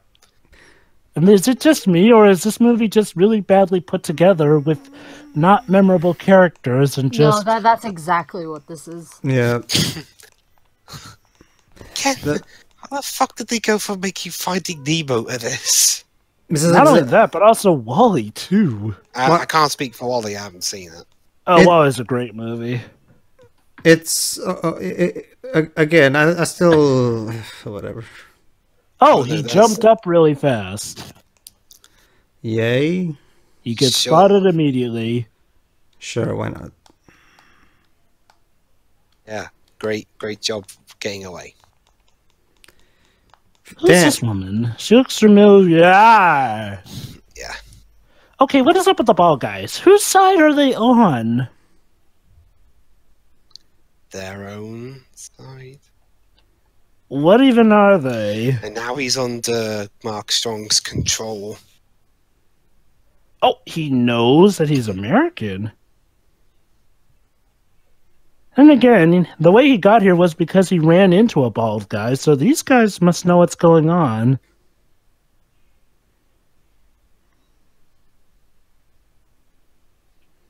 I'm gonna blow it up. I wanna know, can you show me? Yeah.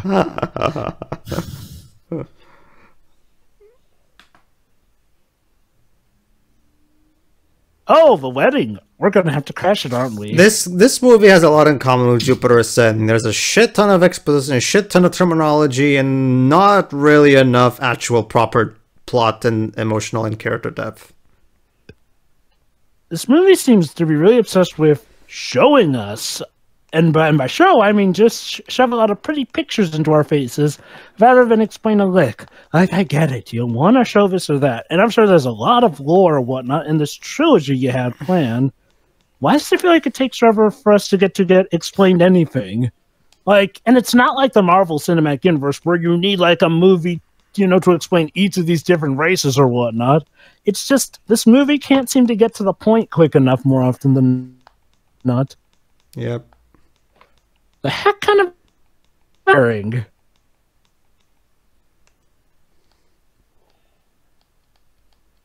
Yeah.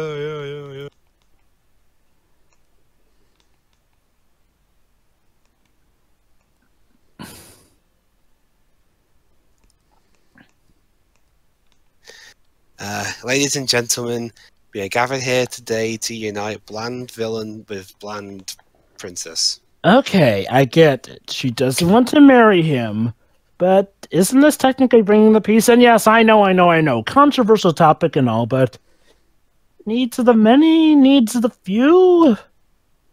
I don't think they care, Joe. Maybe if I knew more about this character, I'd feel sorry for her having to marry someone she doesn't love, but for all I brat with how much we've seen of her. Yeah. Anyway, check this out. I mean, I can't believe I'm saying this. Even Mulan 2 at least made a better case for this. And that movie is not good. But at least we got to know the princess to marry.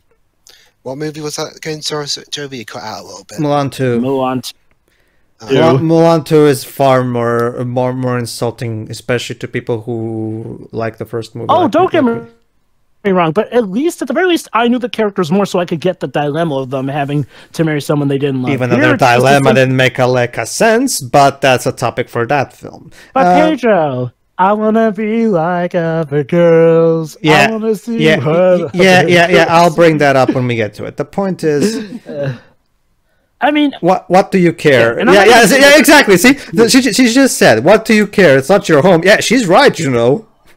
Not only that, but you kind of have been treated like crap by most of these people.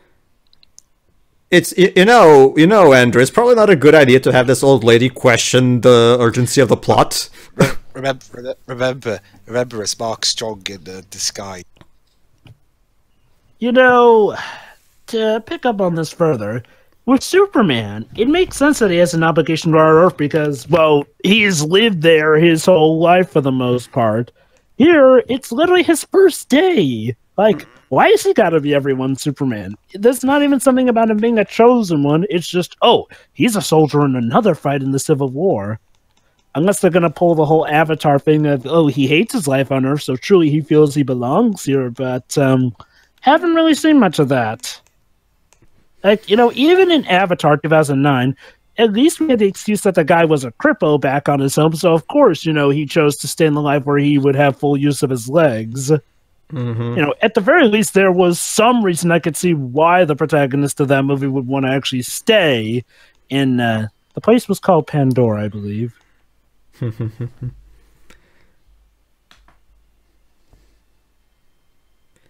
What do they feed off of? The deaths of planets. So basically, you're a combination of Ares, the god of war, and Hades, the god of death. Anyway, Shiro, here's the basic. And what is this ancient race of species who lives off of the suffering of many called? Fern. Fern, yes. Again, Thern. Again, aren't these terms so memorable and not at all confusing? I'm just gonna call They're them. kind of a mouthful, honestly. And I'm just gonna call them kinda humans, tree aliens, and bald guys. So what, are they like gods or something where they just travel around Earth? And how do they live off of, the rise and fall of civilizations? Wait. He just said immortal ain't bulletproof. How do you know? Sometimes immortal does mean bulletproof. Whatever, that's just a nitpick with the comparison of how much is going wrong with this movie. You know what's interesting? Oh, the dog! This probably would be a lot more fun if it wasn't an adaptation of the Synthetic Men of Mars. Check this out, Shiroi. In Synthetic Men of Mars, the protagonist needs to find a mad scientist who... That was literally a Roadrunner there. Yeah.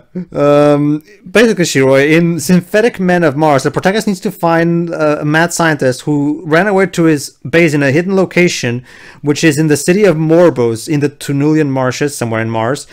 The problem, Shiroi, is that mad scientist has been experimenting in growing monstrous synthetic human beings called Hormats.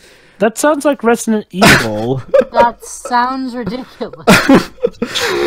Welcome to the world of Edgar Rice Burroughs, Shiroi. Did they not look at that name in particular and think this might be a problem? I guess maybe back in the 1800s that was hip. I love how in terms of who we feel might have been the main culprit behind this film failing. I love how each of our stances are different. Jova seems to be taking a more neutral stance. Mine is neutral as well. Neutral. Kind of neutral, but I'm leaning more towards the guy who's actually making the film here and now. And Pedro's mostly because the story was shit anyway. I'm gonna say this, okay, the person to blame least is Edgar Rice Burroughs himself, because to be fair, back then the story was good. How someone else adapted it, this movie is really messing with my head. However else someone else adapted it isn't really his fault, especially since he was dead by the time this movie was made. I'm not blaming Edgar for this movie, of course. I'm just saying that the problem is that if you're going to adapt one of his novels, you have to severely change it downright to the core. That's what Disney did, and all the better for it. This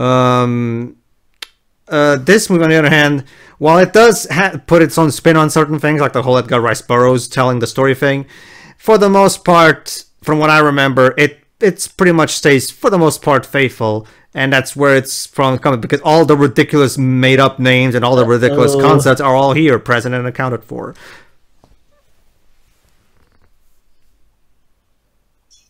But it's okay, Shira, because the most no. So, did he get thrown into a Starlock pit? Sure, why not? Oh no, the Rancor! But it's okay, Shiroi, because fortunately, the most intelligent of the Hormads turns on the mad scientist and forces him to grow an army of Ormads with which to conquer Barsoom, aka Mars. So basically, Shiroi, The Synthetic Men of Mars is a novel about a mad scientist creating synthetic men called Hormads who will then turn on against them and take over all of Mars. Huh. Oh no, guys, Tars is he dying? Yeah, I think it's dying. It's hard to tell. Should I care? Sure, do you think he's dying? Sorry, what was that, Jova? Is Tars dying? I think he is, but it's a bit hard to tell. Oh, there we go. Alright, Jova, you do the piano, I'll do the horn.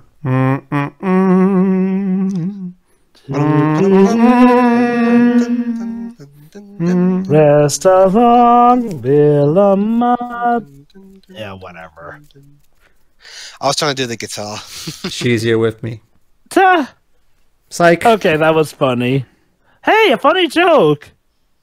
Yeah, that's another thing. This movie has very little in terms of humor. Or life.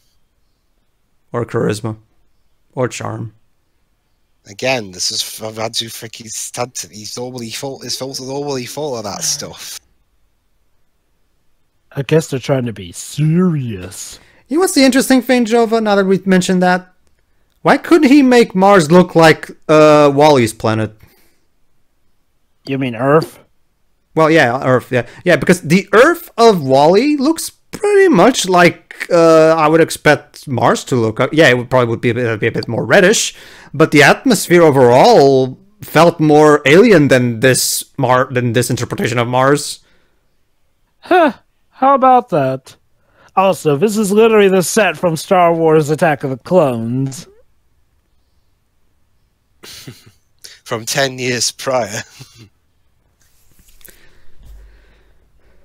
I will face you now in Gladiator Coliseum competition. My greatest regret is I will never get to see an adaptation of the Synthetic Men of Mars.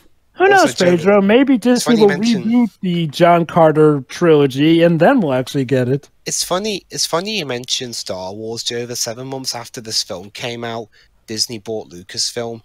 But also, Jova, on your point you made just then, in 2014, Disney just let the rights to the Edgar Rice Burroughs books revert back to the estate, so they're not bothering us anymore. Because anyone can now make them at all, I guess. Which is kind of the reason... I guess that's sort of the reason why we never got to see Deep Jungle ever returned in a later Kingdom Hearts game. Well, actually, to be fair, that was always the Game Boy Advance ones. They were having rights issues. Oh my god, is it the Rancor? What? This is Attack of the Clones. Oh, so that's what they call a white ape. Okay. Oh god. Oh. Welcome to the retelling of Attack of the Clones, the Geonosis scene. I love that line Reed, his daughter, gave. Father! Father! It didn't sound like she was concerned for him. It's like she was first she thought, is that really my father? Like, oh boy. Yeah, the acting as well is not exactly... By the way, fun fact, a lot of the reshoots... Andrew had to repeat yelling action, and she was caught by surprise. Father! Father? Wait, yeah. Was I actually supposed to do that cut? I shouted action! Well, it was the umpteenth time. Speaking of reshoots, actually, fun fact, a lot of reshoots were actually done in Los Angeles. Yeah, I read that on the Wikipedia. Yeah, but I can imagine it. I can imagine it now. You know that rant you were doing as you trying to imitate what the actress was like, Jova. I can imagine her doing that rant after Stanton said action because she was so bored trying to film this movie, and I'm just like, Lynn, I said action. It's like, father. Check this out. Dwebs. Right after the Synthetic Men of Mars, Burroughs amped the ante by this time having the mad scientist from the previous book. This time he perfected his technique of transplanting brains, for which he uses to provide rich elderly Martians with youthful new bodies, and the protagonist forces him to give someone a new body. Blah, blah, blah. So basically, brain transplants. Hey, Dwibs, I got a fun fact for you. About Stanton taking advice for making movies. He did actually take advice from the Pixar's Brain Trust. Yeah, that's what I said earlier. He was relying on his old animation friend, no one who'd made a live action movie. Here's another thing. Rich Ross, who was Disney's chairman at the time, he had approved of this movie and he actually approved of her production. Here's the thing. Rich Ross came from a television background, and he had no experience with feature films. So basically, this was made by people who had absolutely no experience in the realm of live-action movie making. Yeah, I guess this was sort of in that period where Disney were still more recognized for their animated features than their live-action. Oh, how the tables have turned. Also, he has emerged victorious, Hercules, whatever style. Yay. Can we have watched the Dwayne Johnson Hercules film instead? Virginia! Lap it up, Virginia, lap it up. Virginia, isn't that where Washington, D.C. is? Sort of. Washington, D.C. is sort of a capital that's partly in Maryland and partly in Virginia. Oh?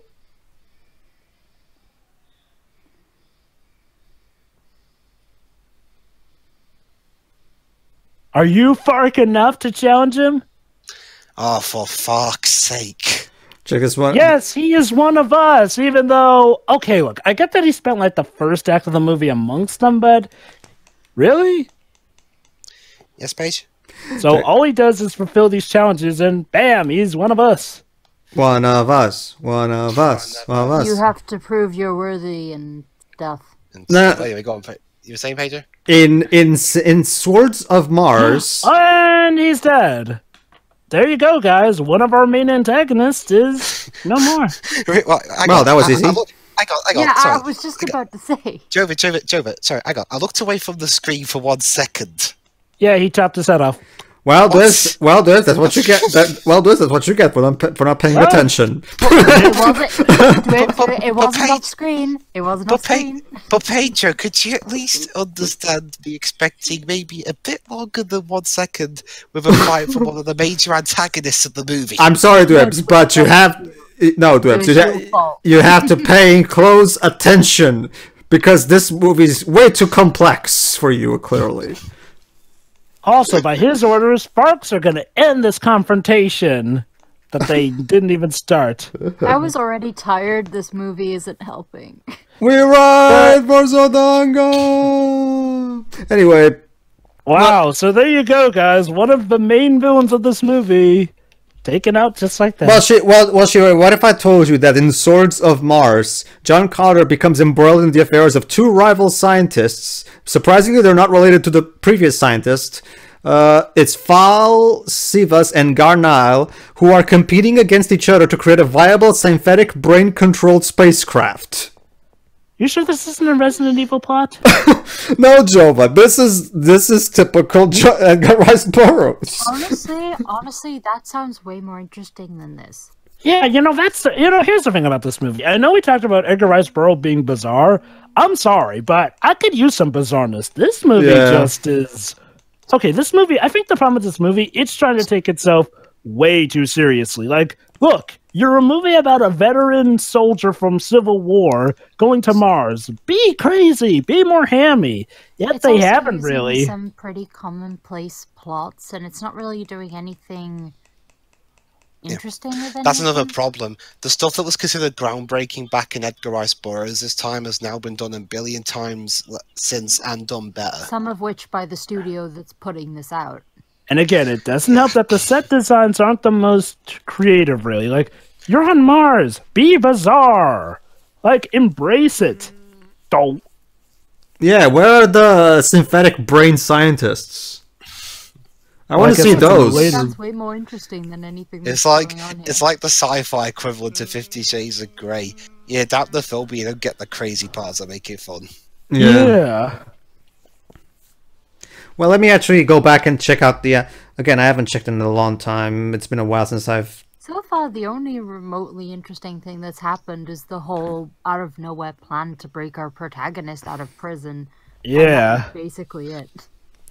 Yeah. Hey, look, it's the upside-down pyramid from Mario Odyssey. All right, I'm going to list some actual proper comparing this to the plot summary of the book. So John Carter, Confederate Senator of the War, goes prospecting in Arizona. So far, anyway. He runs afoul of the patches. Yeah.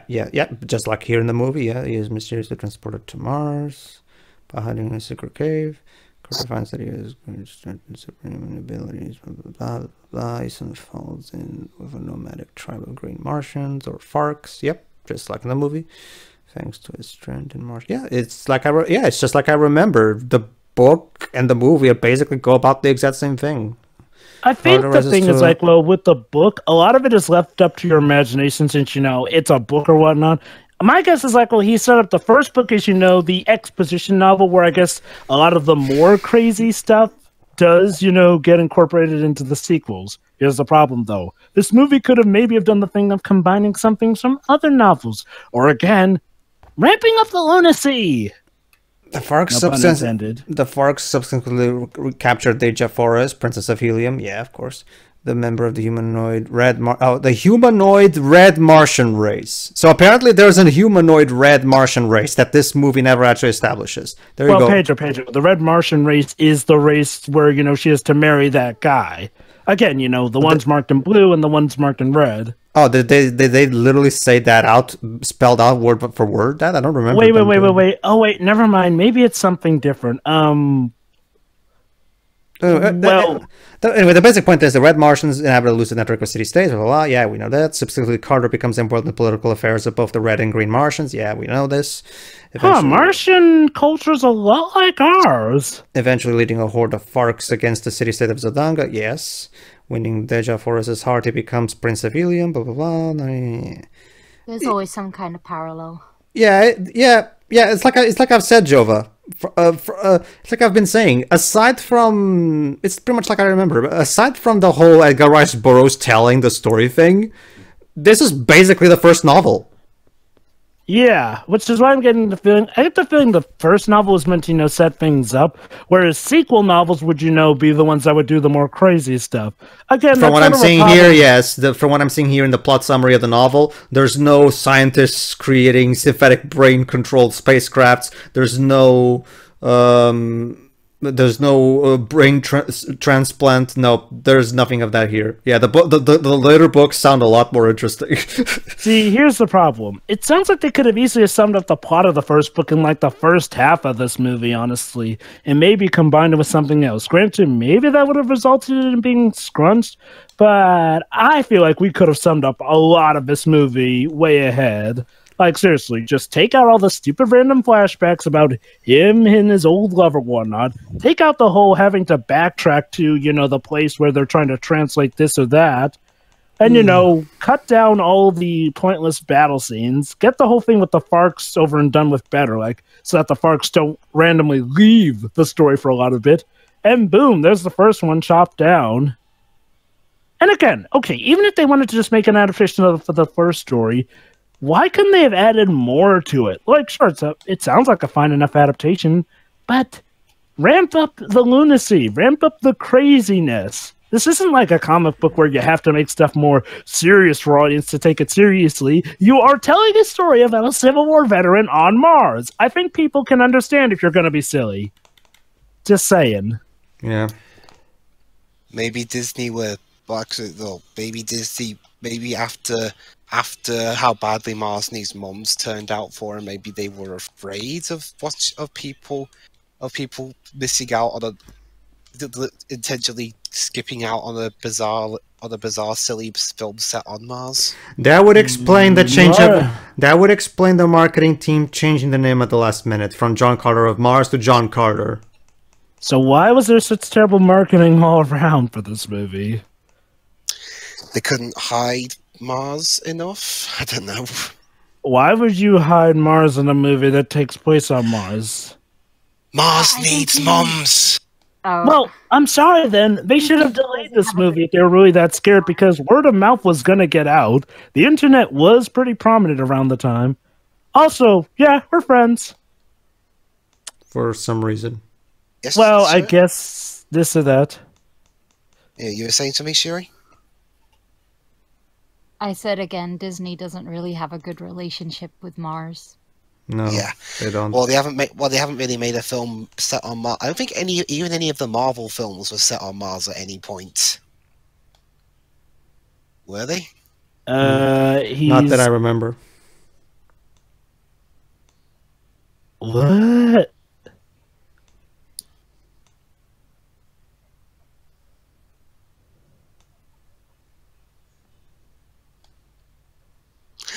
Oh no, it's me. Okay, was that one of the ferns or something? Oh wait, is that Mark Strong? Yeah.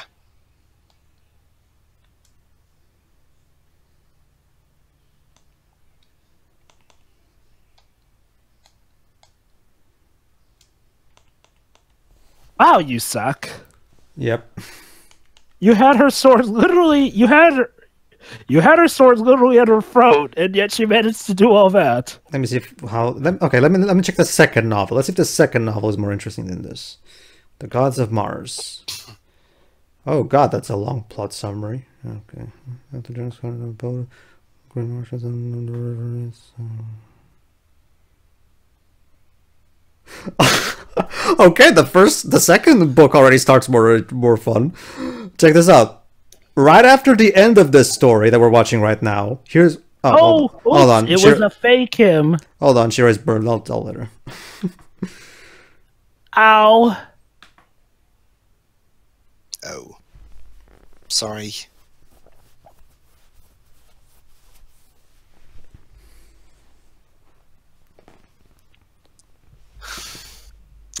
Don't. You've already thrown in enough terminologies and weird names into my head. I don't need more. Trust me, the battles won, just like that. Dwebs, you would hate the opening hours of Final Fantasy XIV because that's literally most of the opening hours of Final Fantasy XIV. Just made up terminology thrown at you like a fucking bazooka. So just like that, the battle is won, the wedding's off, and I guess a new wedding now is on. Sure, why not? What about the main bad guy from the other side, anyway? Did he get killed or something in battle? Did I miss something? He died of an illness. He was captured by an evil scientist, and that scientist is dissecting his body for weird experiments that will be shown off in the next few movies. Oh wait. So you were saying something about the second novel? Well, no, actually, no. I'm just pulling this out of my ass. But really, would you be surprised if that was actually what happens in the second novel? Oh, no. I'm talking about earlier. You said that, the second novel already starts off more interesting. It does, but I'll tell that when Shiroi returns, just so I don't have to repeat myself. Ugh.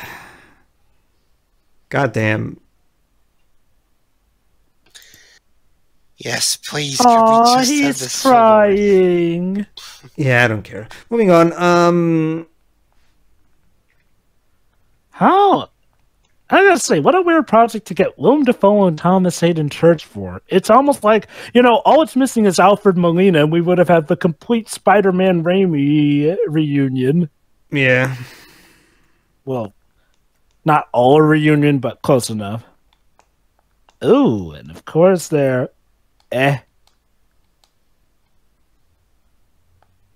Is this their honeymoon? Sure, why not? I guess.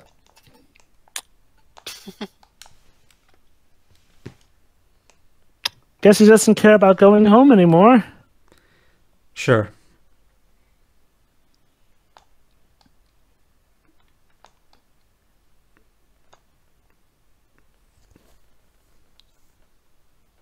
Huh. Oh yeah, that's right. Now he's the Prince of Mars.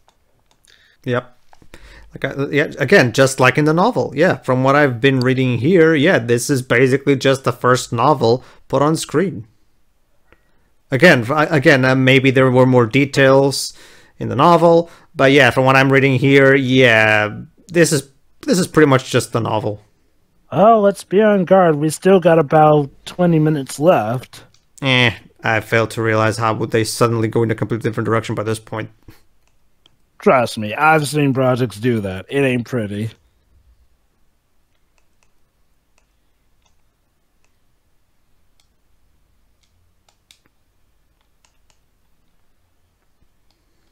So, don't we have to still deal with those ferns? Or are they turns? Ferns, the shape-shifting things that Mark Strong is a part of. Well, not anymore. Sorry, bye. Never mind the fact that one of them has the medallion currently.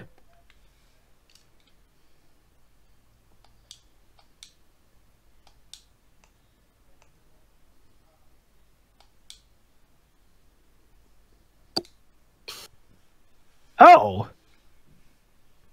Now what's happening? He has the medallion. Thought the fern got away with it. Yeah. I got away with it. And he just tosses it. Brilliant. Yeah. I hate jewelry.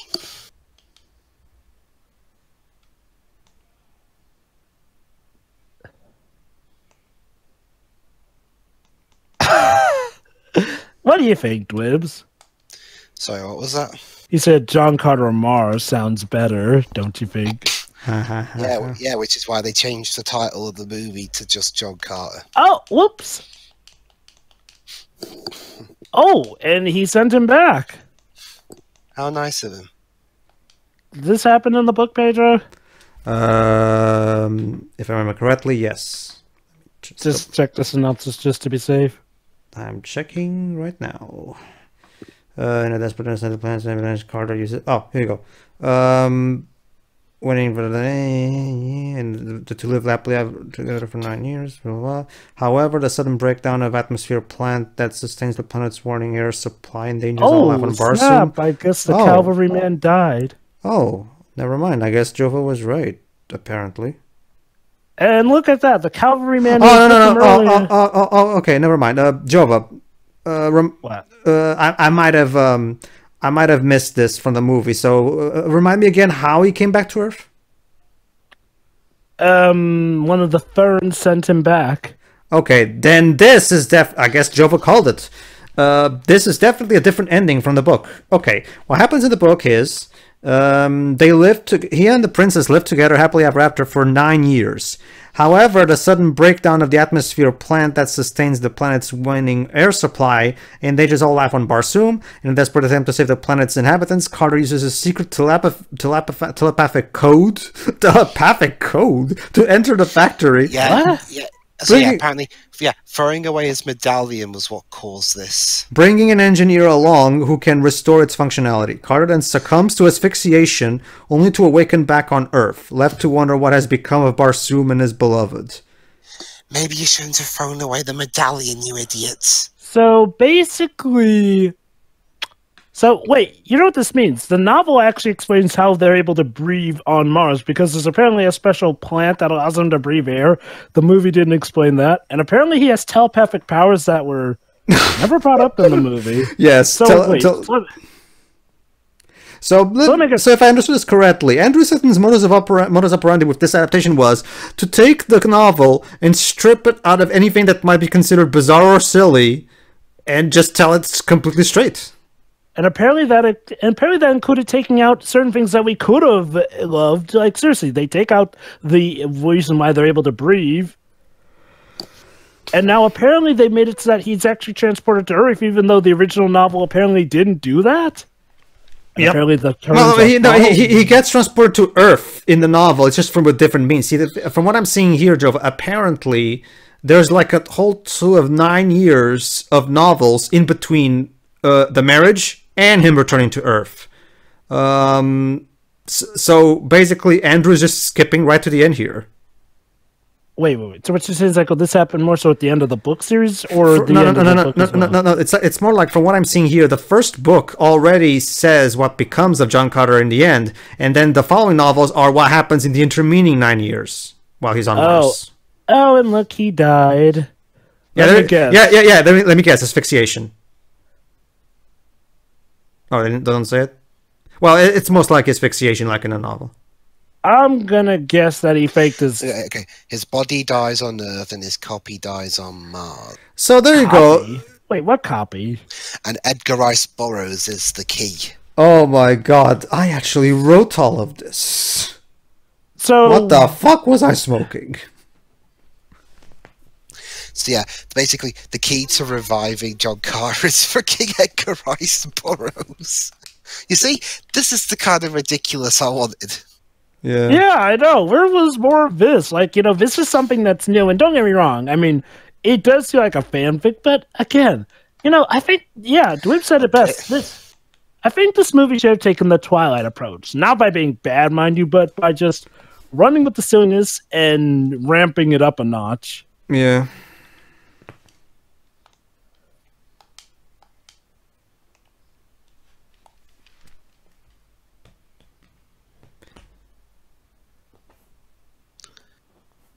Did he know? What?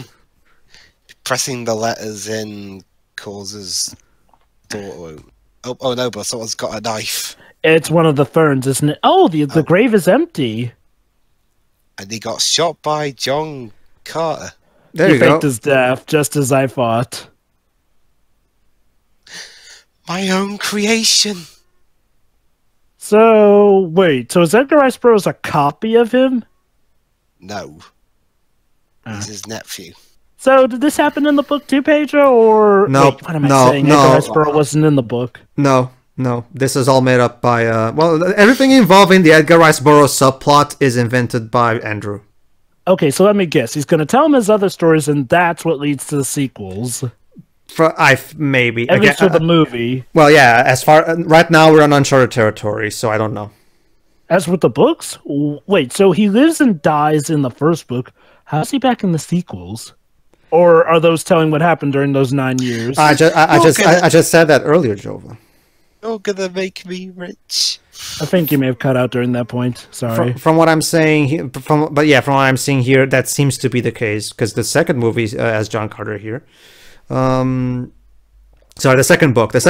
Write a book. Yeah, it says right here, Joe. The second book, Gods of Mars, literally starts by saying here, after John Carter's arrival, a boat of green Martians on the river is ambushed by the previous... yeah. So basically, this was all just some cockamamie scheme so that he could lure the Ferns to try and kill his nephew or something, I guess, or the Ferns have been chasing after him for some reason, so that he can finally return to his love in Mars. Oh, there you go. Oh, so that's how the sequels are going to happen then, I guess. Sure. Never mind. Yay, he's back. Yay, he's back to Mars. It's like he never even left Mars. Wait, what? So you remove the of Mars from the beginning, but not the end. Not JC. Not just that, but can someone explain to me what the hell was Andrew thinking of doing this? Because the Edgar Rice Burroughs subplot is pointless, really. What is even the point of this?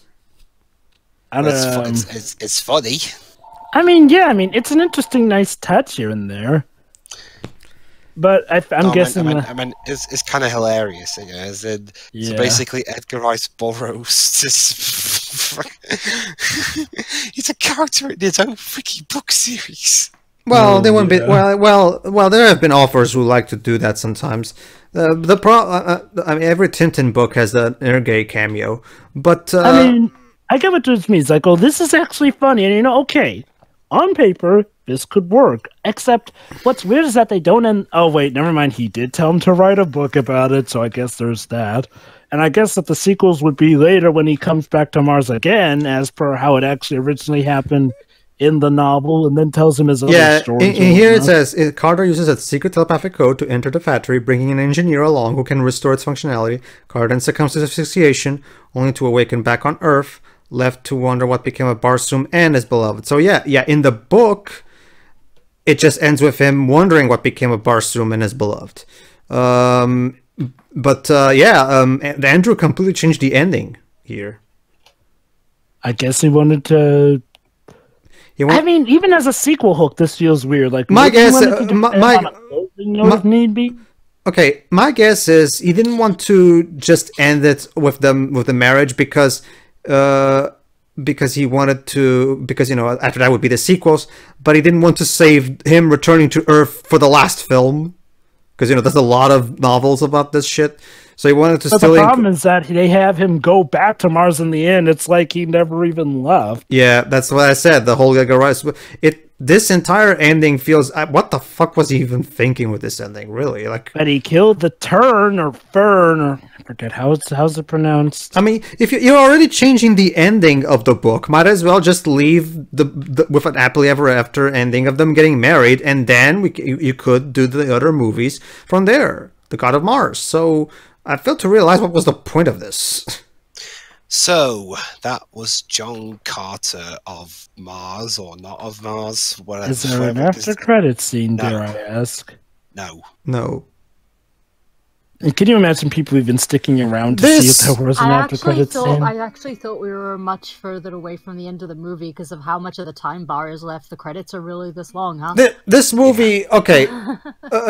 Shira, check this out. Here's what happened. Recap the ending for me briefly. Basically, what happened... the ending there. Basically, Shuri, our hero, John Carter, managed to stop the wedding. There was an anticlimactic fight, and the bad guy kind of, I guess, got killed off screen. I don't even know. And I'm talking about the guy who's trying to marry the princess, whatever. Anyway, so he married the princess and the dogs are living with them. So on their honeymoon night, he throws away the medallion, even though clearly one of the ferns from earlier stole a medallion as well. So then one of the ferns catches up to him and then forces him back to Earth by, Mark Strong's one, sends him back to Earth. And so then he was teleported back to the cave where it turned out that the cavalryman he helped out earlier is now dead and a skeleton. So he spends the rest of his life feverishly trying to find his way back to Mars, as he also reintegrates back into society as well. So we later see that he was feeling ill, supposedly. So he told his, I think it's his butler or his attorney or whatever to call a doctor, and then it turns out he dies. And that's why, the will is being read to his nephew, Edgar Rice Burroughs, who, guess what, Sherry? It turns out his nephew, Edgar Rice Burroughs, was the key to everything. It's Burroughs. There's an S at the end, Jova. Edgar Rice Burroughs was the key to everything. How? And apparently there's a clue in John Carter's tomb or whatnot. So he goes there, but it's locked. And he figures out that it's actually the nickname he called him, Ned. This was never brought up before. It's just brought up at that one point. He opens the door, and then one of the ferns, I'm guessing it's the Mark Strong one, because it turns out over the years he's been trailed by ferns and they can shapeshift, so he can't trust anyone. One of the ferns shows up behind Edgar, about to shoot him, as it turns out the tomb is empty. And who's behind them both? Well, John more like Carter. Stab him with the knife, but yeah, sure. But yeah, sorry, what was that, Joe, for that last bit? Who's behind them both? John Carter, who shoots the fern. Yeah, like he said, apparently immoral does not mean bulletproof, and it turns out he was right, because it kills the fern, and he gets the medallion back.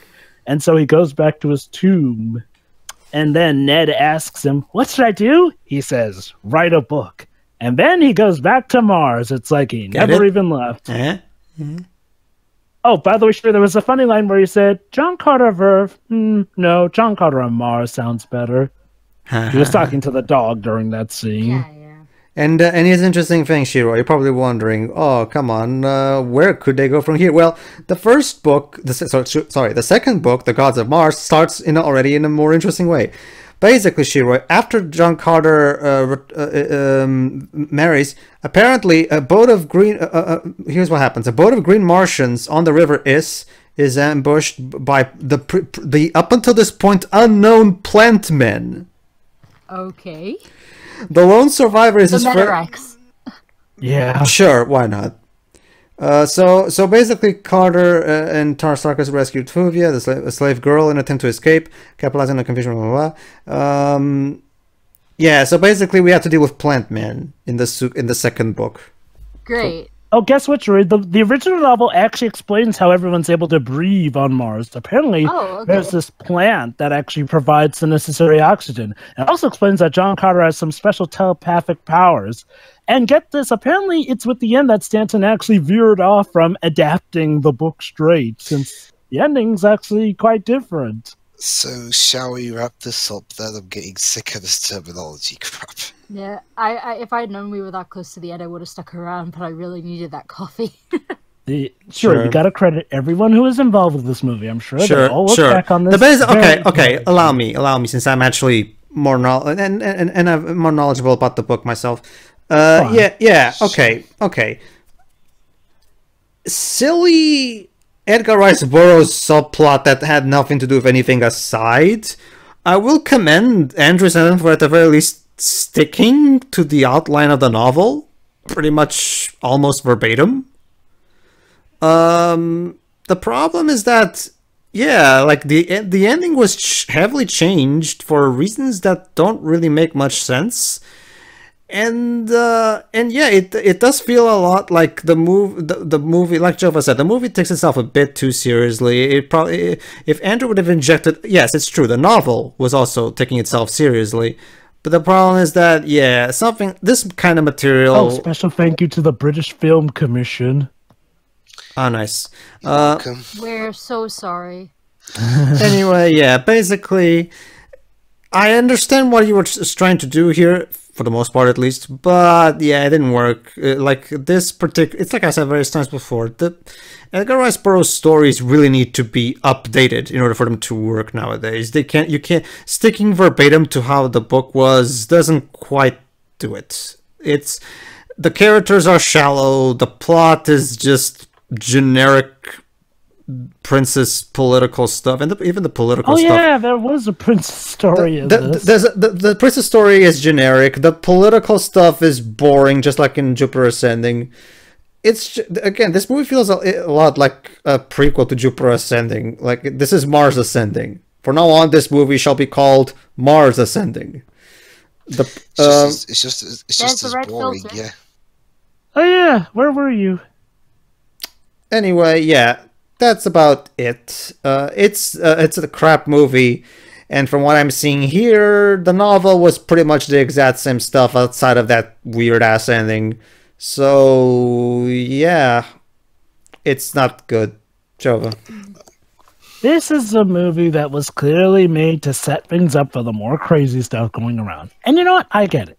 Everything needs to be set up here and there, but by God, it took itself way too seriously. Like, there's so little humor, and it's not like you couldn't inject humor into it. Again, you're a movie about a Civil War veteran taking place on Mars. It's like if Jonah Hex tried to play itself seriously. It shouldn't. Hey, this movie is really a chore to go through, which is a shame because there's a lot of potential here. Edgar Rice Burroughs was a creative man for his time. The problem is that a lot of these ideas have become old and worn out. Like, yes, the concept there is still good, but they didn't do enough to really adapt it for modern audiences. And I know we can always say, oh, you don't appreciate the old and the new here. Yeah, not for nothing. We're using modern technology to revitalize an old 1800s written novel or whatnot. I think a little consideration for changes is not asking for too much. And that's it. Stories age. People need to realize that stories age. That's just a sad matter of life. Again, even as early as the mid-90s when Disney were first making their animated movies, they did change stuff up about them, even with the older ones, too. Well, yeah. Trust me, their stuff is a lot more flowery in comparison to a lot of the original stories their movies are based on. That too, Shiroi, but it's also... That too, Shiroi, but even comparing, say, something like Snow White. In the original Snow White fairy tale, the queen is an incompetent moron who fails various times to kill Snow White. However, Walt trimmed that and made it so that she only has the apple bit, so that you don't make the queen look like an incompetent moron. I'm talking more in the vein of the original Fox and the Hound story. Sure. Oh boy, Fox and the Hound. It's like I said, yeah. Snow White. Even Walt Disney knew that things age, and Andrew really didn't get that lesson. Like, stories age, especially a story as old as this. You needed to update this. This needed a serious update. Go ahead. Yeah, I mean, it's just, man, okay, it's a movie that there's a lot to talk about with this movie and how wrong it went. At the same time, I do kind of feel a bit sad seeing the project that it could have been and what it failed to be. But, you don't get brownie points for what you could have been. Granted, there was a lot wrong with this. Like, the marketing was definitely not doing this movie any favors. Disney really do have a problem with that sometimes and not realizing when it's their own fault. Not to say that this movie really deserved it because it was bad, but they didn't really give it that fair a shot either. Again, though, this movie doesn't really do much to earn that. The cast of characters... Okay, the cast is great. The characters themselves are... Well, not their cast. Yeah, they're not. Yeah, the Again, cast. And I mean, you got Willem Dafoe, Thomas Hayden Church, and yet I wouldn't really be able to tell. I mean, I guess it's nice that they're not being typecast, but it feels like you could have just gotten anyone for this. And okay, that's probably nitpicking, but I feel like you should always maybe use an actor to their best benefits if they're part of the main cast. Oh, speaking of which, Thomas Hayden Church's character, one of the main antagonists, done and head sliced. We don't even get a full proper battle. Holy cow. Like, yeah, that's the thing. This movie, when it feels like it's either so slow because it wants to explain every little thing, yet also feels like it fails to explain the more crucial stuff that the book actually did explain here and there. It's You know, it's kind of like the worst of things. This movie is determined to be faithful to the adaptation, but at the same time, it doesn't leave out more of the crucial. It leaves out the more crucial elements here and there that I could probably care more about. And that's just the thing. It's like, well, it feels like when we get to moments that we actually did like or were interested in, that's when it feels like they rush by them and it goes by so quickly. It's truly an anomaly. The best things were, ironically, the Edgar Rice Burroughs subplot. Yeah, you think that would have been the most cringeworthy thing, but that's actually the most interesting thing about this movie. It really just felt like they were setting us up for the more weird and wacky adventures that sound a lot more interesting. But the film flopped, so we didn't get them. Yeah, and oh boy, what a flop indeed. At the end of the day, this will sadly just be a movie to be mocked. Maybe watched in... Actually, no, I don't think it's even a cult favorite. Like, it's not really a cult classic. I don't think I've heard anyone really speak highly of this movie. Nah. So I'll go last... Oh, not last, as series. Yeah, basically, it's a sinking ship. I bid it farewell. Yeah, I can... Mm-hmm. I can definitely see it. I thought I was going next. Go ahead then. Yeah, I can definitely see why this movie flopped. It's boring, it's lifeless, there's way too many stuff for the audience to try and remember. Yeah, there's like 85 different plots going on at once. This feels like school. It feels like you're at fucking school. Yeah, and... Except even really, with school, I have more interesting history lessons honestly, than this. not even Michael Giacchino's score is even all that good. Oh yeah, that's right, there was a soundtrack. The only thing I can take away from this film is that it had a plot point of Edgar Rice Burroughs being a character in his own book. How surprising, he was humble enough to leave that out in his original story. Funny. But, yeah, other than that, yeah, this film was just a massive drain on my health. And even a can of Bud Light didn't help. Yeah, go ahead, Shuri. Well, that was a thing. Not a great thing. Well, like you guys have said, they introduce a lot of plot points, none of which get any, real explanation or context. Although, by the sounds of it, the book probably does a slightly better job at doing that, even if the writing... Allow me, Shiroi. You were gone while we established this. While you were gone, I went back and reread the entire synopsis of the original book. Outside of the Edgar Rice Burroughs subplot, this movie basically follows the novel verbatim. Pedro, there was also those details you mentioned. It follows the plot points, but is it explained in more detail? I can't say that for certain. Yeah, sure. But judging from this, from this synopsis here, pretty much all of the plot points are here. Literally all of them.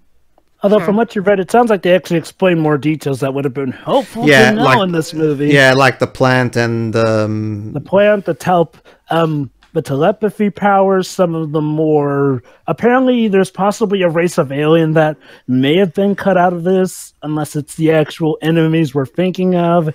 It does sound like that, while it was relatively a one-to-one adaptation, it was an adaptation that left out some of the more specific details, which I guess they felt couldn't take any time to explain in this 2-hour and 12-minute movie. Yeah. Anyway, carry on, Joy. They had plenty of time to flesh things out. They just didn't. Yeah. This movie need to be 2 hours. Yeah, basically. I mean, it could have been like 90 minutes or something. I didn't really like any of the characters at all. I mean, it seems like I missed debatably the most interesting part of the movie. Sadly. Yeah, unfortunately. Even if it wasn't that good in comparison, it's something. As for the ending being changed, do you know if the book book has a sequel hook since it's a book series? The book. Well, basically, sure. The first book is technically the start and end of the chronology. Apparently, according to Pedro, he spends 9 years on Mars, but then eventually people start dying because the plant that supplies oxygen is running out. And then at some point, he accidentally gets transported back to Mars while trying to fix the problem, and then he's back on Earth, apparently. And according to Pedro, and he dies. Yeah. So apparently the sequel books... you said that there were like 10 John Carter books total, like 10 or something. I didn't count them. It's like... Okay, then I'm going to guess that the 9 sequels are probably a story documenting what happened each year before he went back. Most likely. The basic gist of it here is that he lives 9 years on Mars, and then he returns to Earth and dies. However, in between those 9 years, that's where the other novels take place. Whereas here, he literally gets back to Mars, so for all we know, he's going to spend the rest of his life on Mars. Yeah, it even says here, because it says right here, at the beginning of Gods of Mars, it says right here, John Carter has to deal with the Plant Man. So yeah, no, John Carter does indeed deal with the Plant Man in Gods of Mars. So yeah, he does have more adventures in Mars. Yeah, believe it or not, the next movie was actually going to be called John Carter, God of Mars. Well, that makes sense, I guess. Anyway, that was John Carter of Mars, I guess. What Carter. A troubled picture this was. See ya for... We can't mention Mars. See ya for whatever thing we do next, I guess. See ya. See ya. Yeah. See ya.